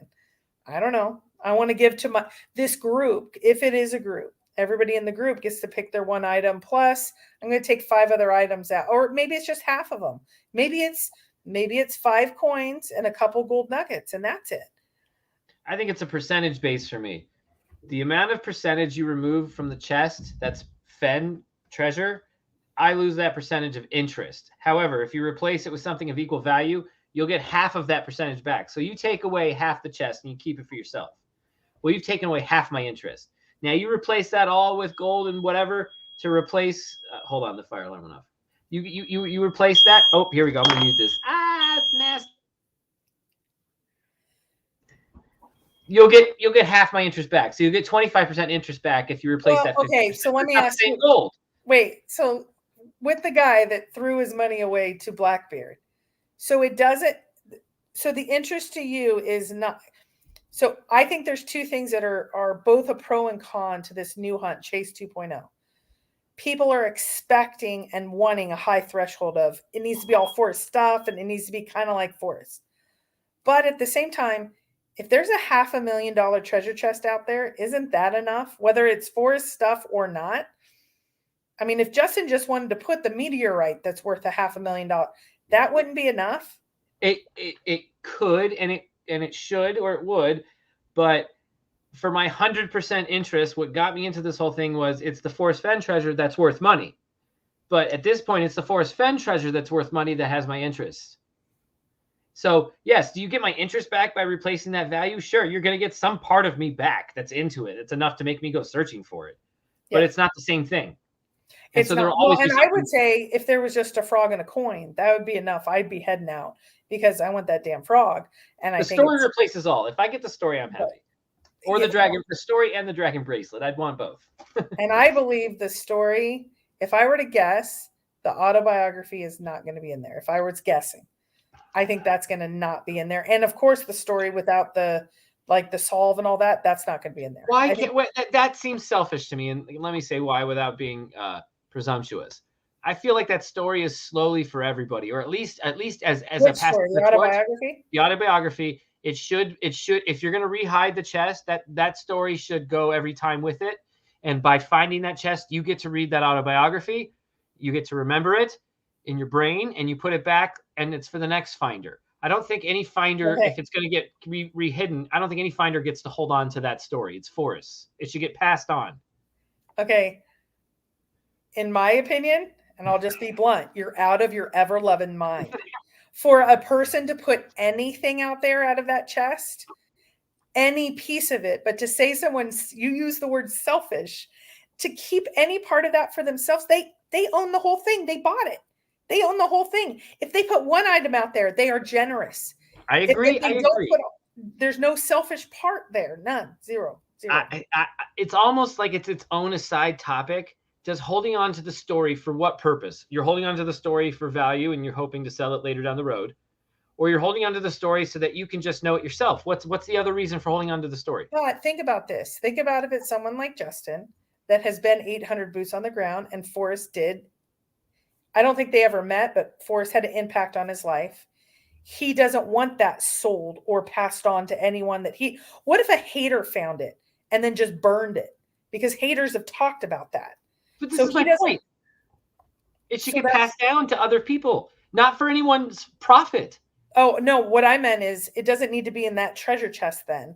He could share pieces of it. He could talk to it. He protect the story by not putting it out there. I think it could. Then release the story then.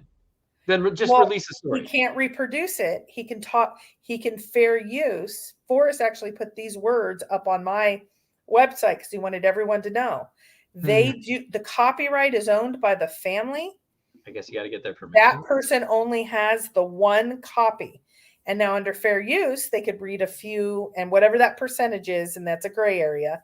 But you're not going to be reading more than 20. But you could say 90% of it was rumblings and ramblings. Here's the key areas that weren't. And read off a few pages. Sure. I don't care if every page is the same except for the last one. Then that's what he like. Right. People like it's just like Carrie's like it's just the same as ramblings and rumblings at the surface level. Sure. I'm sure there's something else in there. It's for the finder for a reason. But they're generous. They're generous if they do. It doesn't make them selfish if they don't. Like I can tell you if I got the treasure chest, I would be having a hard time because I'd want to keep pieces of it. And I think the whole value might be more. But I'm not giving that. Oh, I mean, like I'm in a different place than I was a few years ago. And you know why? I'd probably have to sell part of it just to keep up with the lawsuits and all of that. And, but I don't know what I'd do with the autobiography. I would leak out those few pages. That would be the, yes, but I wouldn't be, I'd want to. I would rephrase, it's selfish if you just hold on to it for profit or for yourself and never share with anybody. Well, what if they sell it to a network? For profit seems ridiculous. At least we'd find out the story, but I still find that icky that you would try to sell the Fenn story. Unless the Fenn instruction is, oh, hey, by the way, I know what I said in public, but on this final page I'm writing down, go ahead, sell my story. That's part of the fun of this. You get to sell it. Like, if that's the case, fine, go ahead and sell it if that's what Fenn wanted. But it sounds like Fenn didn't want that. He was even asked, what does the finder do with your autobiography if they found it? You can't do anything with it. I still own it. I want to edit it, like whatever he wanted to do to it. So, well, that's I don't think Netflix would take it. That's why I find it so shocking that Jack is selling without telling the family when the book in there is owned by the family. It's just surprising to me that, is he doing it to protect them? Is he doing it to, I have my own guesses, but why do you think kind of umbilically attached to where whoever owns that chest because of the story is still theirs? Well, not only that, you have searchers that have relocated and suing, and other searchers that are not the most sound of mind that are really kind of even talking about violence. And if the treasure chest is not in New Mexico, that might help them. Having that information, I think, would at least be basic. Here's my guess, though. The Fenn family are close to a few searchers. When they do get information, I think they pass it on to those searchers. And once you tell one, you tell many. And I think Jack and Entity did not want that information out. That's my guess. So they literally told no one except for Packer Jack, and that he was supposed to leak it. That's what I just don't get. I don't understand that. And there's obviously something we all don't know. Packer Jack doesn't even know. But Packer Jack even came out, which I'm surprised he did, when many people were asking me, how did I know what auction house to call? He has now come out and said it was him. I wonder how Entity feels about that. I would assume if Entity is still communicating with him, Entity is fine with it. Or at least if Entity hasn't communicated, they're not fine with it. It's baffling. Baffling is the right word. This doesn't. The interesting part is, I think it will always make sense once all the truth is out. It doesn't make sense right now. We don't have enough to judge yet because it doesn't make sense. But when we know, one of the searchers that knows said, this is intentional. And Packer Jack basically said that this is intentional, how this is being rolled out. And we've gotten news every night. This is actually, I think we're breaking our streak. Have we gotten news from them tonight at all? Have you heard anything? No, let me see. I don't think so. Nope. I said nightly check-in. How we doing? I haven't gotten anything. Let's see if I can say the same thing. Nomadic has a question. Yeah, he said, I have not. Oh, is that the one? I have not heard about your call to Heritage House. Would you tell us that? So on Friday, now that he has said who he is, Friday at about 4:00 p.m. Texas time, Packer Jack and I were going back and forth, and he said, well, there's only one major place that I think it would be auction houses. Because I was like, are there more than one? How does that work in Texas? I don't know a lot about auction houses. At first, I wasn't going to put out his name, but he outed himself. So I'm not saying anything out of school here. So he's like, well, I sit on their board or sit on their appraisal, whatever, for when it comes to Packer gear. So I can't call. But why don't you just call and just ask the question of, can I be transferred to the person in charge of the Forrest Fenn treasure chest? And I was like, right now it's like 4:30 by the time we're going back and forth. He's like, that's all you have to do. And that's what will let you know if it's there. Because if they say, I'm sorry, I don't know what you're talking about, or which treasure chest, or I'm sorry, I need more information. Do you have a name? If they say, oh, let me transfer you, that tells you. So I called, and the funny part was the woman said, did you just call about the Forrest Fenn treasure chest? And I said, no. And she went, oh, she goes, okay. She goes, well, that's our gold guy. He just left for the weekend. She goes, but let me give you his voicemail. Is that okay? And I said, for the Forrest Fenn treasure chest, right? And she said, yep. And I said, great. And she then transferred me, and it started ringing. I hung up because I was thinking if somebody called right before that, I should have gotten the guy's name first. But the gold guy at Heritage, and I didn't put out Heritage. You should just call back tomorrow. Yeah, I can call willing to transfer you. Oh, I'm sure everybody and their brother are now going to be calling.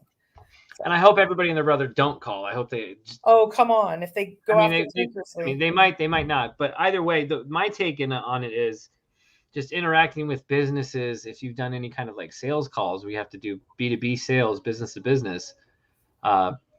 Getting through what they call the gatekeeper is a difficult thing at times. Yes. Their job is not to waste other folks' time with calls of insignificance because they themselves have jobs to do. Right. So if this person is connecting you with someone, they're as the gatekeeper, that you've passed through the gate to them. The only thing I wanted to do is confirm if it was there, and from what and Packer Jack and I went back and forth a lot. That confirms it's there. That if I would have called the New York Heritage, they would have gone, what? Huh? The only people that transfer you on are the people that obviously there's, a list of people and the list of projects. And because I don't want to call it an auction yet. I think it's being appraised or whatever. I don't know that though. And that's why I didn't put these auction houses have appraisers. That's a good place for them to have a place of business or a hub of businesses. Yeah. So that was enough for me to go, okay, I got the information I wanted. I didn't want to push too far. There are some searchers that wonder, because another auction house got in trouble for this, which I find fascinating. I did not know any of this, that an auction house, if they know that there is either litigation issues, tax evasion, etc., involved, and they help facilitate a deal between two entities, they are encouraging that, and they get like aiding and abetting. I don't know what the word is. But someone just sent me like, are they aware of pending litigation, the issues surrounding this, etc.? I'm like, I don't know any of it. So I find it fascinating, though, that is now what's coming up. I mean, of course, I think they have to do their due diligence. Would they want to take on any of that liability? I don't know. I would say yes if the treasure chest is sitting in Texas at this auction/appraisal house.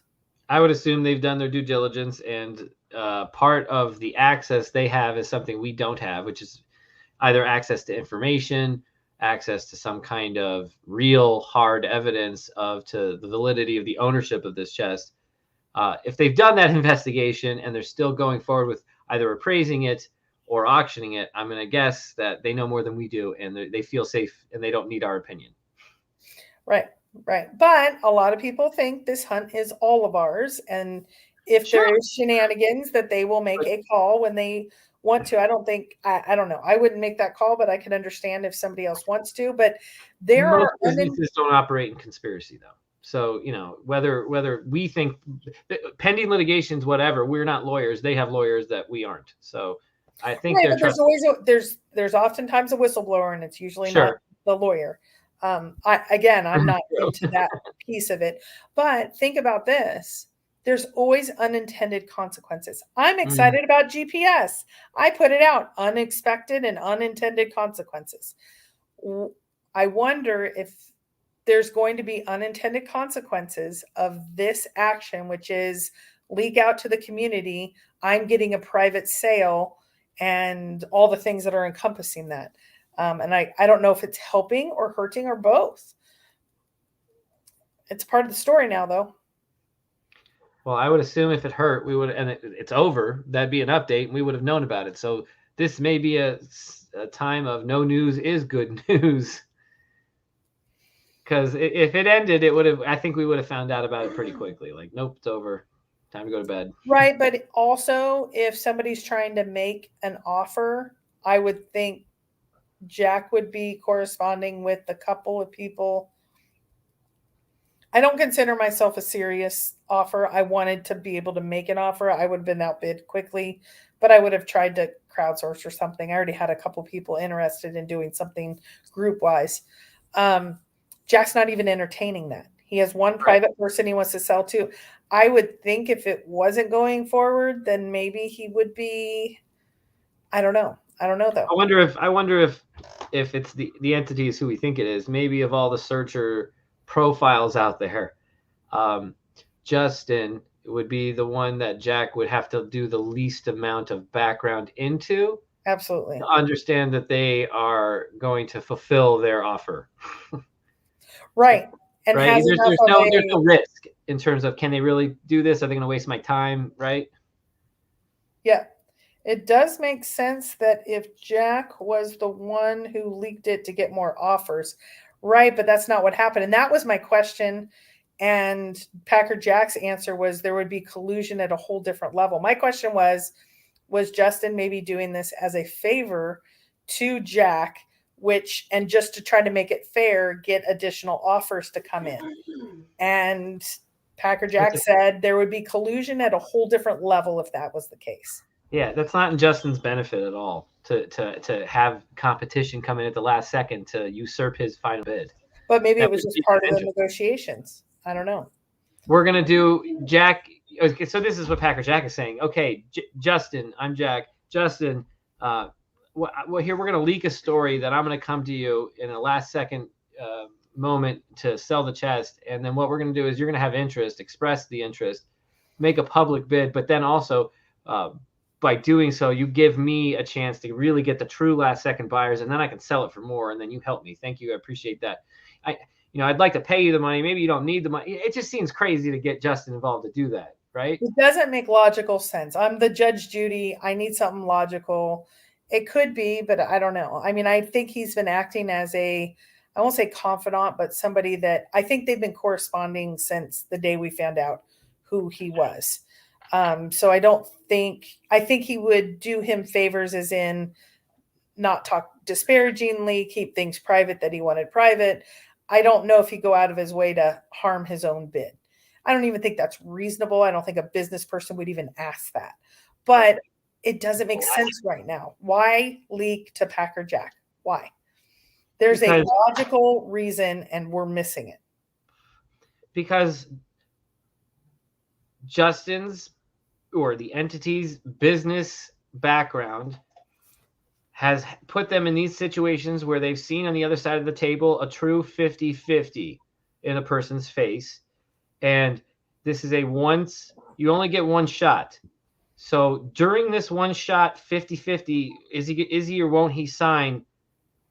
Do everything we can. I don't even care if there's a 1% chance that this could pull his heartstrings. I'm going to fucking pull it, because I don't want to ask myself what should I have done if I didn't get the deal. Maybe. Yeah. I don't know. That doesn't make sense to me, though. I feel it's something more tangible. Ryan, it's the equivalent of bringing one of my local business owners to the ballpark. But it could jeopardize the whole deal. I mean, well, how? Well, I would say this. Or I could see Jack saying, dude, why did you leak all of this? I'm done. I'll just take it to public auction. I would wonder how that final step would happen. Do you ask Jack's permission before you go, hey, I'd like to at least let the community know we're really close. It'd be super cool for them to get that kind of an update. Like, do you word it in a clever way that gets Jack's permission, trying to hide the consequence you're trying to provoke? So here's a question from Ryan. I remember Packer Jack said the chest was moved to Texas, but that's where Heritage is based. Does that mean the entity is in Texas? That is the JP. Yeah, Ryan, Justin lives in Texas, at least part-time. He also has a cabin elsewhere. But what if, this is from Minotaur, what if Jack's friend is the leaker and not Justin? I would think then Justin would respond to the large variety of people and not just respond with smiley faces and thank yous and other things that he has done. Justin's behavior would be a little different, I think, if it wasn't Justin. I think Justin's being obvious without being explicit. Yes, and to a point where he's not even trolling by it. He's trying to be like, come on, yeah. The only thing I don't understand is why wouldn't Justin just come out now? I mean, he has Amy via YouTube. He's on all of the groups. He was in our poker thing. I mean, he's not an unknown. Him coming out, he's not a shady guy. He's a stand-up guy. I mean, I don't know him real well, and again, I'm not always on the same page as him, but there would be no question if he came out so why he's doing it secondhand, so why would you leak it through Packer Jack rather than just coming out and saying it himself?